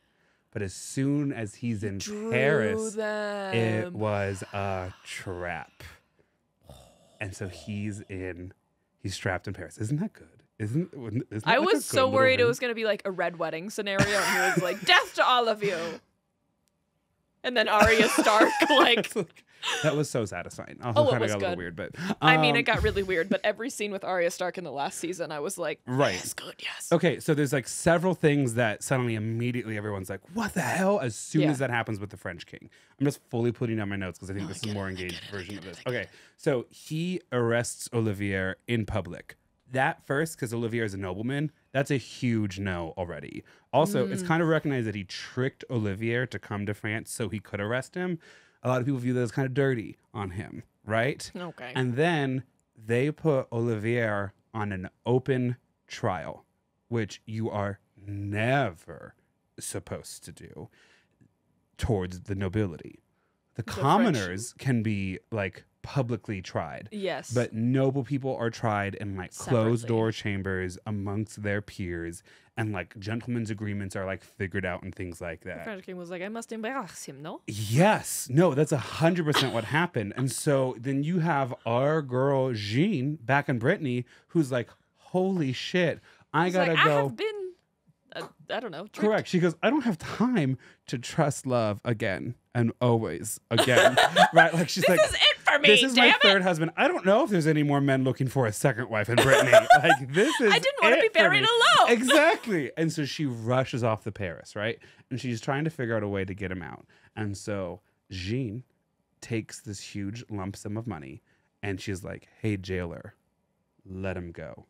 And the jailer's like, thank you. For the evidence of your crime, she tried to bribe me. And the French king is like, arrest her. And she's like, no. No. But Jeanne has a friend in Paris. Re-entering from Act 1, Scene 3. Her current son-in-law and Olivier's first son from his first marriage. Jeanne. Who inherited his mom's estate outside of Paris. Blanche's estate. right? Correct. Yes. Okay. And so he immediately... He's like, wait, no. Correct. So he immediately protects her in his Hell yeah. castle. He's like, I got my guards. Like, you're going to have to come back with a bigger force if you want my mom. in-law. It's just stepmom. If you want my stepmom, you're gonna need to come I've back with a read bigger this force. book. And so the French. Watched this video. So then the French are like, bet we will. We'll come back in a little bit with more force. And so they leave, and Jean's like, run! Go, be free! We can't hold out. And also, now that I've like helped hide a fugitive, I kind of need to come too. Yeah, can I? And so Jean Jeanne. run back to Brittany. Yeah. Olivier is still in a French prison, That's but fine. they've escaped with their lives. And this is perhaps the lowest point in our story, because several dominoes will start to fall. Basically, as soon This as whole story has just been dominoes falling. there's actually been no like narrative. It's There's all been no just been prose. well. Anyway, this guy died, and but her mother, grandmother, was actually her second husband daughter. through her dad's side. Yeah, But it's okay. She got an estate out of it. and they were all named Jean. That is actually a perfect. Let's capture that. That's your summary of this episode, Perfect. right Yeah, there. excellent. Good. Good. Okay, so they get to Brittany. Jean boy dies basically as soon as they cross the border. No. Yeah, like I was rooting for him. well, he's a male in this story. He Yeah, that's was- fair. He was never destined to live to 40. Right. How old is Olivier? Actually, I don't know. I think roughly the same age. Not Okay. like a huge age Yeah. gap. And a love match. So probably between around him 40. and Jean. Yes. I was like 43 now, right? So Jean, boy Jean, dies. Jean, our main character, I think you can start to tell the difference. Clisson. Right, de Clisson. Jean and Jean. As she's burying her stepson, finds out that she has been found guilty in absentia of like treason and like fleeing the Bribery. authorities and bribery and like all sorts of things, and is basically a wanted woman in France. Her crime is permanent banishment from the lands of the French king. And like, Isn't that technically Brittany though? no, because it's its own, it's a semi-vassal. So So it's still technically right. France. Her whole life goes up in smokes because Brittany needs to figure out who's going to be its like governor, essentially. Yeah. You know? Polis. Yeah. I vote Polis. Yeah, twice. So her stepson dies. Okay. She cannot return to France or she'll be arrested right away. And like all of this is happening within a 6-week period. Jean dies. She then gets informed that she has been banished and they will arrest her if she steps back foot into French king lands. And then Olivier is executed. And she gets news from Paris Oh, that her that's husband has sad. been executed. But let me just read to you what was written on the day of the execution of Olivier. It's not particularly gross, but it's historic. Olivier executed. Stop. Wife arrested for treason. Stop. Son dead. Follow up. Stop. Daughter inherits another estate. Stop. Stop. Also named Jean. No, I mean, I do hate to say it, but the fucked up thing is like Jean does like now inherit another estate. She does inherit Olivier's estate. I mean, I can't be mad. I mean, her third husband and I think the love of her life, but like not a terrible consolation prize. In the year of our grace, 1343, on Saturday, the 2nd day of August, Olivier, Lord of Clisson, knight, prisoner in the Chalet of Paris for several treasons and other crimes perpetrated by him against the king and the crown of France, and for alliances that he made with the King of England, enemy of the king and kingdom of France, as the said Olivier has confessed, was, by judgment of the king, given to Orleans, drawn from the Chalet of Paris to La Haye, and there, on a scaffold, had his head cut off. Ooh. From there, his corpse was drawn to the Gibbet of Paris, and he was hanged on the highest level. His head was sent to Nantes, that's the capital of Brittany, which the French kind of like Really? semi-controlled. Nantes? Nantes, Nantes, yes. That's where Tyler went to his grad school. And that's where they sent Olivier's head on a spike to hang outside the main gate. Here's how much I don't know about French A geography. warning to others. That was it. That was literally a warning to others. I still, to this day, am not 100% sure where Nantes is. At one point, I went to Apple Maps and I was like, oh, that's not where I thought I was. Okay, anyway, so now I found out that I was in Brittany. Or these close to it. I actually didn't do a Google Maps on Nantes. I just know it's like connected to Brittany. Big castle there. Yeah. With a moat that's now a park. That's cute. It was very cute. The place where they executed Olivier, very became an open air fresh fruit market in the 70s. And then a parking lot. And now it's a high end shopping mall. I love European history. Anyway, this guy was brutally murdered here. Right. Exactly. And now he haunts this area. Also, and I do promise to get over it, but Jeanne and Olivier deserved more time together, which is like the main thread of the book that I read 3 weeks ago that devastated me. And that I sent off individual text messages to all 8 of us in our group being like, I'm physically unwell. And no one responded. Because we've all been there, babe. Everyone woke up and was like, oh, Grant read a sad book. Okay, whatever. And then 2 weeks later, they were like, oh, Grant had a funny comment about traffic downtown on Friday and received the same treatment. To be fair, we all read it and probably giggled, so you brought joy to all of us. Well, that's only because I had the courage to trust love. Jesus and Christ. to trust love again. Goodbye. Time. You did tell me and Casey in great detail about the book while we were sitting at you that. and Lydia and Griffin separately until it was physically out of my body. It was really sad. Yes. I think Casey did tune out at some point, they though. deserved more time together. I agree. I remember 60% of what you told me, but I remember being sad. I'm not crying. I'm just warm from all the wine. Okay, so let's get back to Jeanne. Which one? Right, that's honestly such a good point. Our main girl, Okay, Jeanne de Clisson, okay. who has just lost her 3rd husband. Yes. Number of children Jeanne still has. Louisa from her first marriage. Who at is this now point. like a super rich woman. Right. Who is married to Guy, theoretically. Correct. Still. One of the guys. Yes. The first of Guy. Having lots of children that will then eventually one day rule Brittany, regardless of what happens in this little civil war. Okay, so she has Louisa, who's off living her own life. Yeah. She has Olivier V. Her oldest son now. Correct. Joffrey's not. Like Guillaume. I just keep in my head thinking of him as Guillermo, Right. like that guy from What We Do in the Shadows. Right. Isabella, who she had with Olivier in 25. Oh, she's the one that produces all the heirs. Yes. And then her youngest daughter, Jeanne. Shut the hell up. I told you about that. You know about it. Who was born like 2-3 years before Olivier is killed. Okay, that's I know. unfortunate. And she's like, okay, let's have a super rational response to this. Jeanne, we have been She's here about to before. not have a really rational response to this. Let's find a man looking for a for second, a second wife who's a lot older than I am with unclear heirs to his estate. No, she takes her sons to Nantes and was like, that's your father's head. Look what the French king did to it. Never forget it. Which is a totally appropriate thing to do to a 5 and 7-year-old. That sounds like some Game of Thrones shit. She then returns to her like main castle in Brittany, and she's like, girls, you're gonna go live with your relatives. I'm selling everything we own. So she sells everything she owns. Is this now the History's Mysteries that we're like, and then she disappeared forever? No, so much better. Okay. She sells everything. And she's like, I'm going to build myself an army. I am so, again, this is not Joan of Arc. She's like, I am so angry.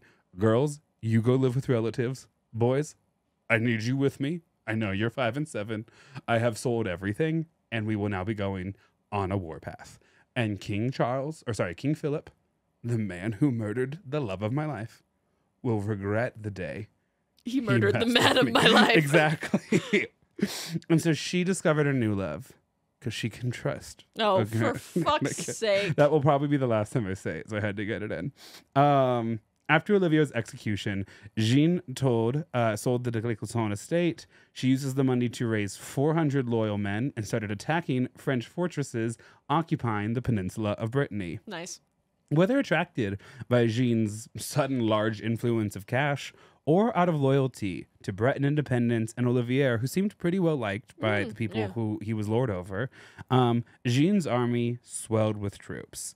Before long, Jeanne marched down the coast to a castle of Galois de la Housse. Galois was an old family friend who had fought alongside Olivier on behalf of Jeanne's stepdaughter, Jeanne. And so confusing. when the man saw Jeanne marching up to his castle, he's like, oh, my good friend Jeanne, whose husband, who I believe is still alive, I have fought alongside. Open the gate. And Jeanne's like, thank you, murder everybody. And they do. And then right before they murder the last one, she goes, wait, leave him. Send him out of the castle. Tell them Jeanne was here. Dead serious. What? And that's when she gets the name that we know her by, the Lioness of Brittany. Oh my God. Yes. That's a badass name. Did I forget anything in that quick little retelling? So she's Cersei in the Game of Thrones world. Yep. And so as soon as she destroys this castle, because he's still loyal to the French king.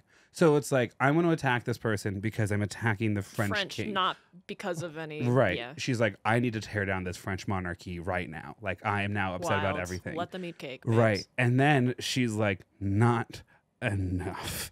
And so she then takes all of her army and marches to the sea, where she buys a bunch of ships and becomes a pirate. We need more pirating episodes on this episode. I forgot about that. When we get to the pirate stuff, I was like, oh yeah. Oh yeah, baby. Sorry if it's now hours 2.5. I don't know. Yeah, we're okay still. Okay, so let's talk about Pirate Jeanne.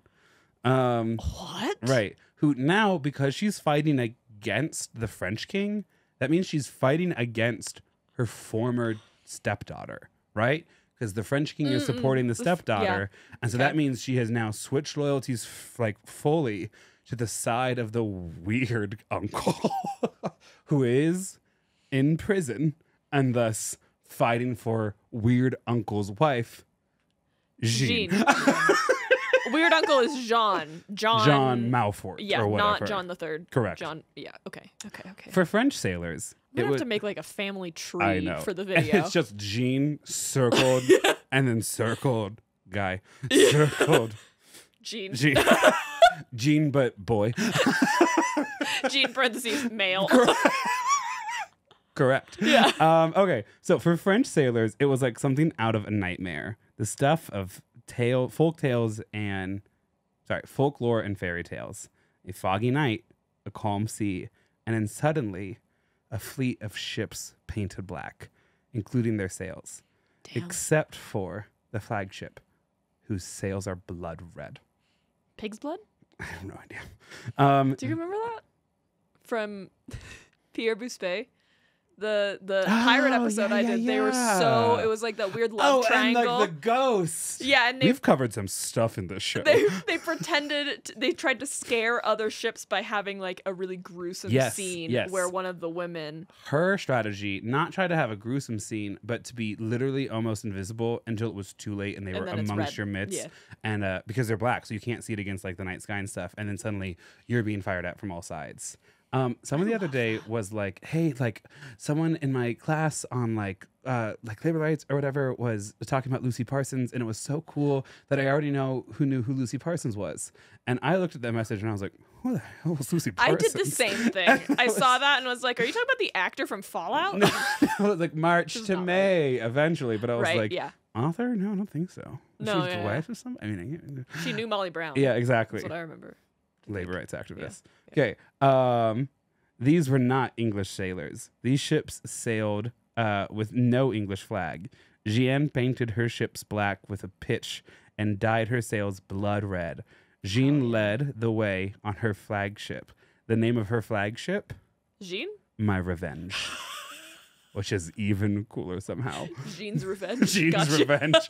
100%. Jeanne, I'm coming for you, comma, Jeanne. Not Eugene, in parentheses.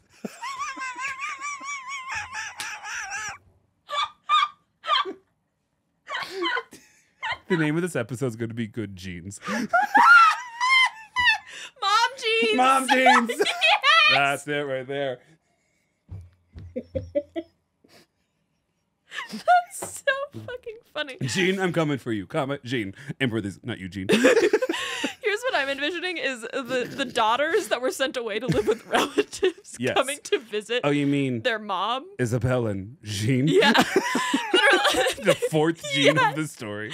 The two, Isabel and Jean, who are coming to visit Jean with the other two sons. What was it, like? Olivier the fifth. and like Guame. Yeah. They're like, what has mom been doing? Honestly, it's like not good. Like I love her, but like I don't know. But this is kind of scary. Exactly. I didn't sign up for a life at sea. She stopped hugging us. And she demands that we call her room the captain's quarters. Literally, though. Literally. Yeah. Like, the fact that she's a female captain of a ship Insane. and female lead of an entire little mini fleet. I bet she was like, so hot. Not top 10 list of things that are interesting about her right now. Like, okay.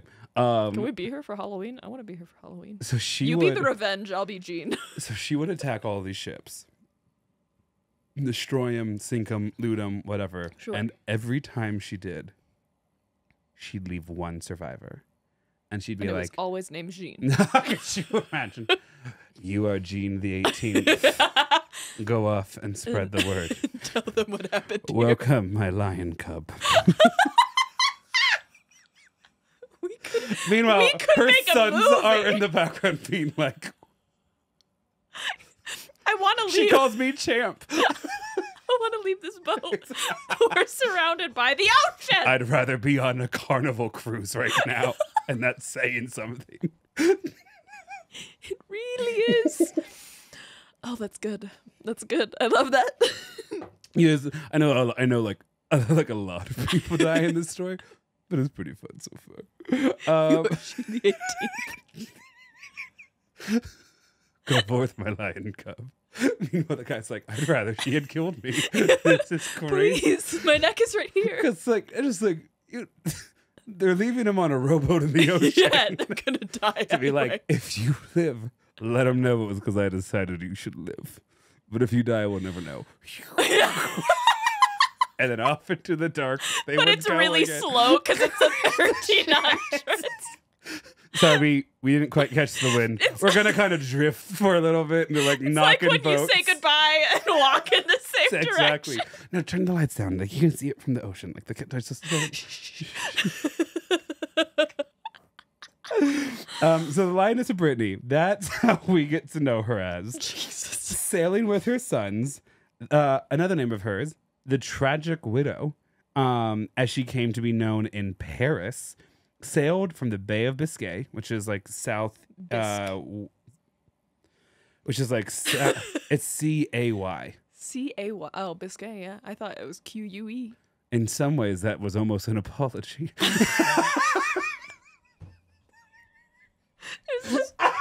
There's this book that I've been reading where there's this like absolutely insufferable female character, and she just keeps, "You forgive me, right?" And the internal monologue is like, "She hasn't apologized." Literally, me and all of my interactions with you. Yeah. Anyway, yeah, I was wrong. You can tell I have apologized to you internally as if I am meaner to somebody else. That's who true. was even kind of inconveniencing you. Yeah. My apology is I'll just go balls to the wall for you. I'm never gonna say I'm wrong. God forbid. That's my bowl of cut fruit. I will literally only ever say I'm sorry to Casey because that's like important for the health of our relationship. Everyone else gets some sort of other metaphysical kind of apology. That wasn't the right word. That was but almost an apology. it's good. So she sails from the Bay of Biscay, France, Spain, that little harbor right there, all the way Sorry, up I to think you mean clam chowder. So she sails all the way from the Panera Bread Bowl, right? All the way up to that tulip place. Up to Flanders. The bloomin' onion. Oh my God, yes. She gets all the way to Australia. It's crazy. She kills so many innocent She's people. actually the Aloha Wanderwell. Nice. She Nice. gets all the way around the Wait, world. is that how first. you say her last name? Wanderwell? Anyway, so our girl, the Lioness of Brittany, Jeanne will sink literally any ship in her way.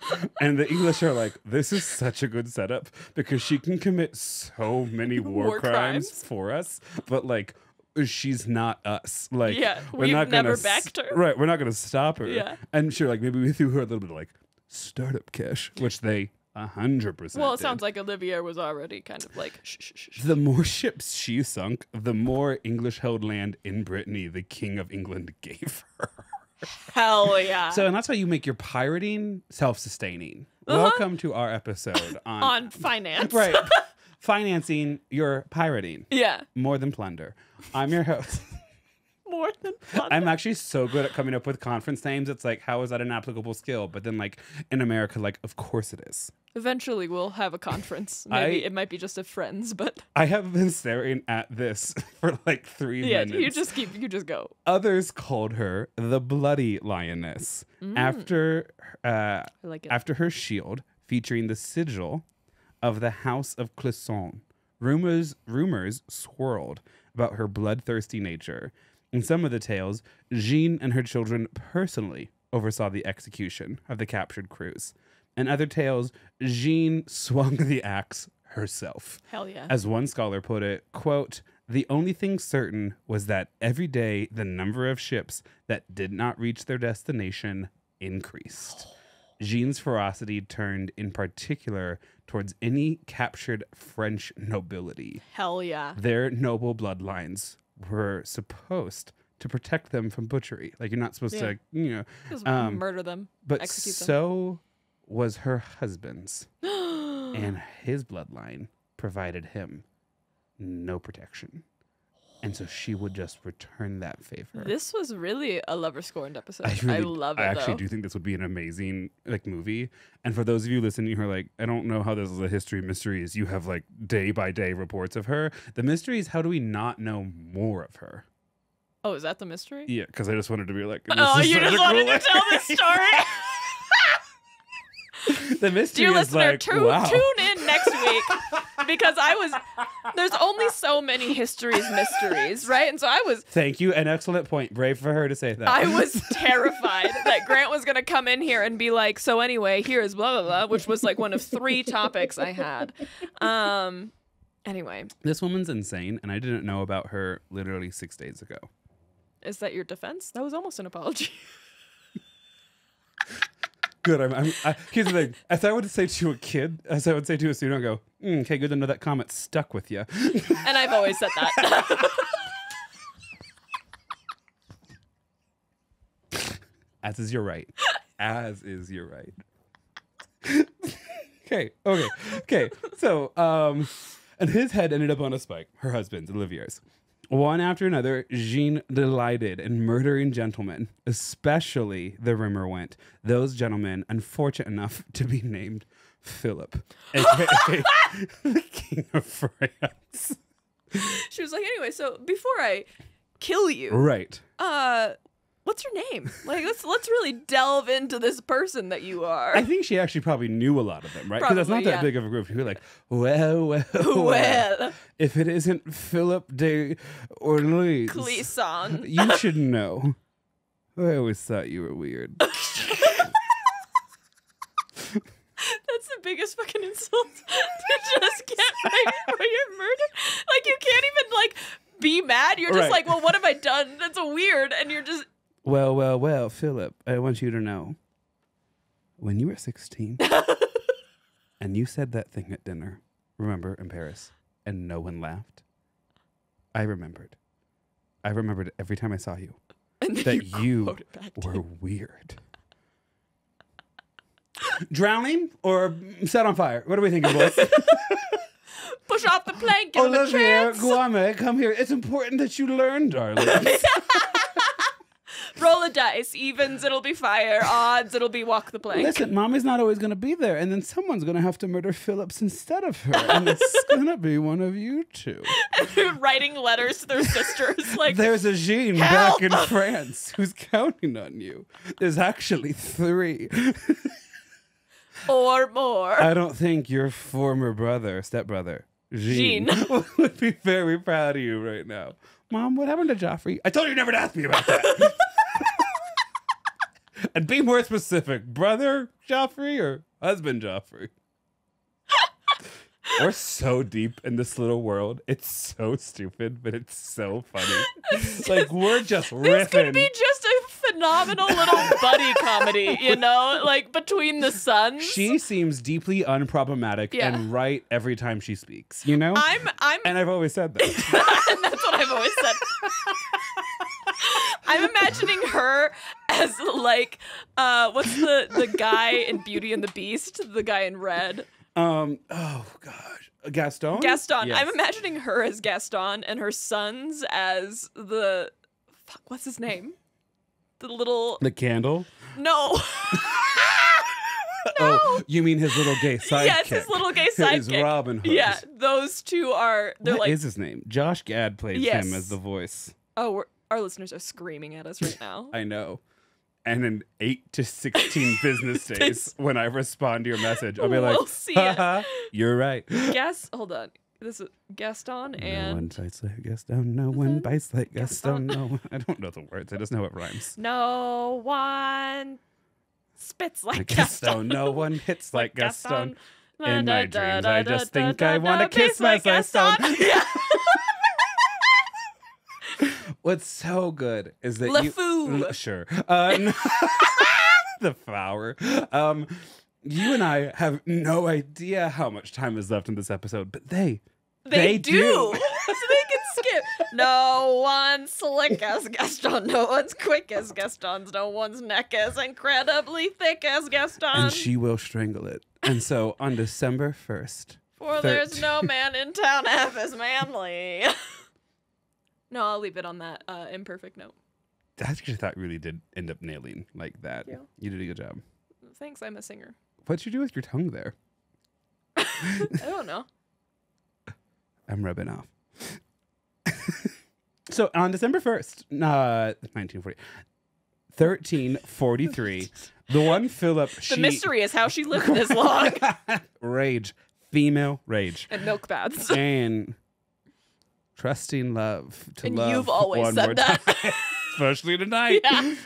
No, but for real, King Philip was like, okay, you gotta stop. A decade after I made this mistake, I have to fix it. Yeah. Like Game of Thrones, the OG series. Imagine Joffrey, living for 10 years, and then being like, I shouldn't have killed Ned Stark. Yeah, especially in front of my wife to be. Right, my wife. My wife. So, that day, the French Parliament formally declared open season on the Bloody Lioness. The French Navy gave her their full attention. King Philip was like, hunt her down. I'm tired of her killing all the other noble Philips. And the British were like... Because all these noble French families have stopped naming their sons after me. And I can't let my legacy die like that. I've been naming all my sons Louis. So the French Navy gives her full attention. Still, it would be years before they finally tracked her down. They do. Good. In 1346, 3 years after Parliament's declaration. English and French forces had clashed at the Battle of Crecy. C-R-E-C-Y. Crecy? C-I-R? C-R-E-C-Y. So they had clashed at the Battle of Crecy, and Jeanne was like, her fleet would like just kind of come and help aid the English wherever. They'd be like, Jeanne, we're over here, and she's like, you got it, boss, right? Like, let's kill some French people. And so they like kind of are able to like figure out where she is in 1346. Once again, though, she eludes capture, but finally, 2 years later, 1348, the French Navy finally managed to catch up and trap the Black Fleet at last. Long into the night, the Black Fleet fought back. Holding out on my revenge, Jeanne refused to give up until almost all of her pirate fleet was dead, along with its crew. Finally, as French sailors boarded her flagship, they make their way to the captain's cabin to find it empty. Jeanne, her 2 sons, and 6 crew members had escaped on a small raft in the middle of the night. Hell yeah. And had slipped through their grasps once more. But they're now in a small ship in the middle of the English Channel. Yeah. So while the French fleet was making its way through the ship's interior, Jeanne, her sons, and 6 crew members were already on the dinghy. They would spend 6 days in the open water. That's a worse family vacation. Child loss, plus 15 right now. Oh. It is while on this, her younger son, Guillaume, will pass away due to exposure. Sorry, this scared me. The door opening. Oh. It's 1348, which means her son, Guillaume, is, let me find it. Sorry, I have to actually go back like really far. Oh, you're good. Her son Guillaume is 10, but her son Olivier the 5th is 12 at this point. Wow. I They know. started this when they were 5 and 7? 5 and 7. So they've been on a boat for a very long time. They slip away. Their ship crash lands on the coast of Brittany, where, for luck alone, supporters of John Manafort, and mainly his wife, Jeanne, pick her up, give her food, water, care, and then put her secretly on another boat and sail her directly to England, where the English welcome her and her living son, Olivier V, with open arms. Oh my gosh. The year is 1348. Okay. She's 48 years old. Where am I trying to pick up next?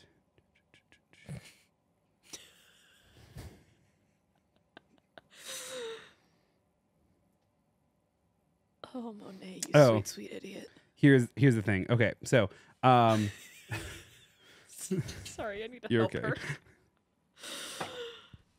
Did you get lost?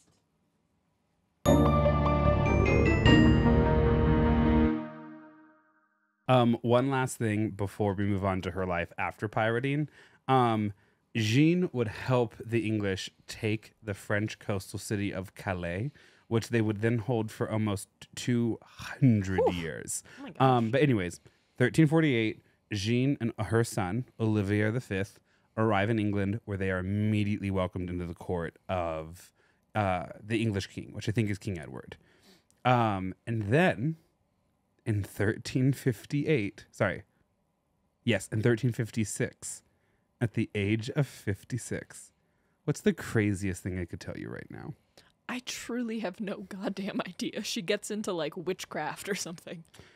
In 1356, Jeanne de Clisson had enough courage to trust love one more time and always one more time, and gets married to her 4th husband, English military leader Walter Bentley. I can't confirm, but I believe that this was Walter Bentley's second first wife. wife. Oh, no! It is actually... Jeanne, we had something going. It ruins it there at the end a little bit, like no more estates to inherit or anything. While in England, Jeanne had sent her son, Olivier Jr., to live in the court of King Edward III. There, in the court of King Edward III, Olivier Jr. would make friends with a pivotal young man by the name of John Manfort Jr., whose father is John Manfort. Right, is weird uncle, and whose mom is Jeanne. Right. They can bond over their same mother's names. No, you're correct about that. But also they can bond over the fact that both of their moms had survived combat. Because while Jean Montfort was in prison, she was fighting on his behalf. Correct. Yeah. Literally at one point leading a charge outside of a castle in Brittany to help like win the conflict. And their side will end up being victorious. Wow.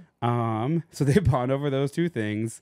And then in 1356, after marrying this English military leader, Walter Bentley, they move back to Brittany at last. That's like the most uninteresting white person name. I know. Walter Bentley. And he marries this like hot, cool, old French woman. Who had been a pirate previously. Right. And is on her 4th husband. And that's so cool. 8th estate. God, I hope she had a bunch of nieces and nephews at that point who were like, who the fuck is this woman? Here's the thing. So Bentley is a English military leader. So it's not clear how much killing Bentley himself had done versus how much he might have just like ordered from like. But she probably did more. I actually think it's one of the few marriages in history where the wife had murdered pound for More. pound Yeah. more people than her husband. Pound for pound. I hate mean, it. you know what I mean. Yeah. Head for head, body for body. And so they move back to Brittany. Well, she moves back to Brittany. For Walter Brittany, he just moves to Brittany. Yeah. They settle in the castle of Henbon, and it's at this castle that Jeanne, John Montfort's wife, had led her famous charge into battle to help win the war. Oh, so wait, okay. Yep. Wait, so Mm-hmm.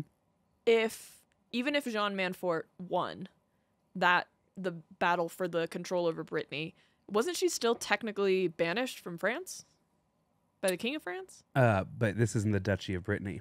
Still not in France. Okay, so even though though It's- she was banished, she can't. That's the same reason Olivier couldn't be arrested until he came to. Okay. Correct. Okay. So she's in Brittany for this reason. She's outside of this main castle.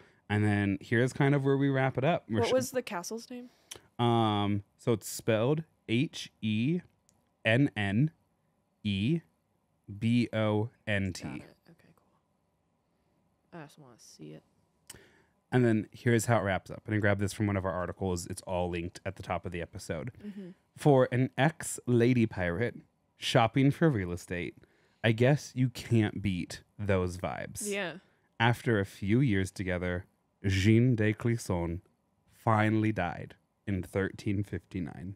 Wow. She had outlived her first husband, her kind of second husband, her third husband's murderer, Yeah. King Philip, 2 sons, Yeah. 3 if you count Maurice, who died in infancy. Oh right. Her youngest son, and also during this time, roughly 40% of France died of the bubonic plague. And other consequences of the 100 Years' War. And do you know what Let helps? them eat rats? Right. Do you know what helped start the 100 Years' War? The Civil War in Brittany. She's like there at the start of all of Wow. that. Most pirates don't make it to 60, but most pirates weren't the Lioness of Brittany. Hell yeah. Here's the last thing I want to tell you, and I think this is really interesting. Okay.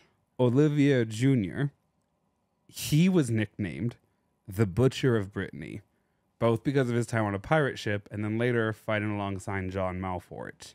Wow. Junior, I assume. Yes. Yeah, okay. Olivier Jr. then ends up as head constable of France, like head police officer, because that side's the side that kind of wins that whole conflict. Oh my god. So you either die young or you see yourself become the villain. And then my very last line is Harry Potter ass ending. Like we have 8 books about Harry Potter, and then he's like, and then I grew up and I became a police officer.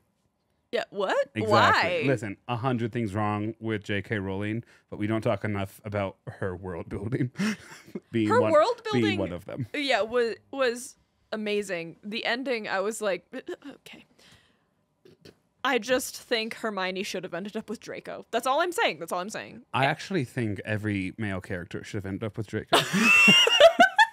I think we deserved a chapter where Draco dyes his hair even more platinum White, blonde yeah. and experiences the first year and a half of undergraduate. I think we were owed that. I think we were owed more of a redemption arc for Draco regardless. Draco was a blonde, pretty boy who inherited money that his family developed unethically. Okay, if you haven't met 18 men like that, you're not living, babe. Okay, but And we need also, a redemption arc run. for him specifically. Because I just it's fine. I'm fine. Everything's fine. So I it's think the I story mentioned of- this on a Patreon. Yes, I did read Manacled. Mm. That's all I'm gonna say about that. Okay. I have lots of comments, but I'm trying to save them for No, our that's- Patreon that's episode so okay. I don't burn through everything. But anyways, that's the story of Jeanne and her husband Joffrey and her son Joffrey and their daughter Louise and her, second husband Guy and her daughter-in-law Jeanne, Yes. one of the heirs to the Brittany throne, and then her husband Olivier Yeah. and his ex-wife Blanche and Blanche and Olivier's son Jean, and then Olivier and Jean's son Olivier. Olivier And Guerme and Maurice and and Jean. Jean and Isabel and the King of France and John Montfort and John III. And surprising lack of Phillips. John Montfort Jr. And of course, John Montfort Jr.'s mom and John Montfort's wife, Jeanne. The real mystery is why there was no goddamn creativity. The real names are the ones we got wrong along the way. Okay, so are you ready for your summary, or do you have things you want to say before? Fuck. Why do you think I was doing that? You're the kid who on Monday gets a review guide and on Tuesday is shocked there's a quiz. I'm not on my meds. I don't know what you thought was going to happen. Listen, Look at my TBR up there. Look directly behind all of the lights. I can't. I can only look at the lights. What am I looking at? There's another floating shelf back there that has my entire to be read shelf. Oh, and that's not all of it. You said, look at my TBR. And I was like, I don't see any chords. I didn't know what it means. TBR is to be read. Also, sometimes I do this voice and I'm like, shockingly close to Cher, girl. Oh, what? You can be unhinged and unnarrative, but I can't? So homophobic. I bet you think I take oat milk in my coffee. Well, you do when it's a latte. I actually have been there with you when you've ordered it. You're such a Philip. Okay. Did we mention the guys in our review? No, wait. We mentioned one. We didn't mention Louisa's husband. Hold on, because Louisa's husband guy. What was his deal? What happened? Let me look that up. You told me not to worry about them, so I stopped worrying. Oh, yep. Okay, so Louise and Guy, they're not super important. It's the second guy that's and Isabel, who her line, the one that was born out of wedlock, Isabel. Her line's the one that will end up ruining the Duchy of Brittany. Do we know for a her long husband's name? time. If it's a guy, I swear to God. I swear to Guy. It's not Guy. Okay. It's John.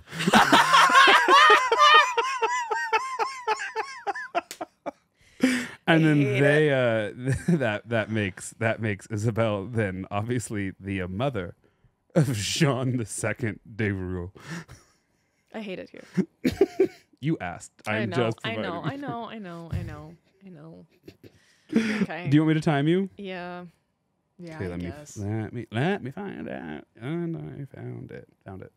Okay. Hi, Mr. Thomas. I am concussed. I don't think I can memorize this speech tonight. I got a student email before we sat down to record. Okay, whenever you're ready. Like, honestly, like if I was in your position right now, this is probably good. You're probably super focused, and let me go ahead and add 8 minutes of narration before you go. Please don't. It took me 7 years of teaching to be like, oh, that's probably not good. Anyways, back to my original tangent. If you can even get the names right, I'll be impressed, let alone a story summary. I did hyperfixate on the names, so I do think I can get those right. The story summary, I'm less sure about. Jean, Jean, Guy, John, Edward. Philip. Why were we on the same page? I'm so tense. I would. Sorry, let's lock in real quick. You're gonna do this. I think I should do the speech tonight. Okay. Cool. I just want you to like prepare that too. Thanks. I never do. That's why it turns out the way it does every time I do it. Okay. You ready? Okay. Yeah. Okay. Have you ever wondered what you could do if you were always the second wife? Always the second wife, never the bride. Similar vibes. Anyway. I have.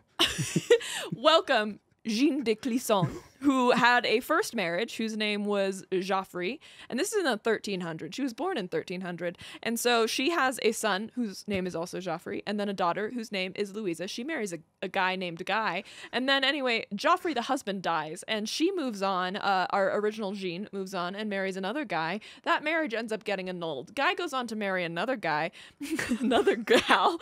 They have a daughter named Jeanne, and then Jeanne goes on and marries the love of her life, Olivier, and Olivier had just gone out of a marriage with Blanche. Blanche and Olivier had a daughter named Jeanne. You're already kind of wrong on at least 2 different of these relations. Correct me then. No. What did I get wrong? What did I get wrong?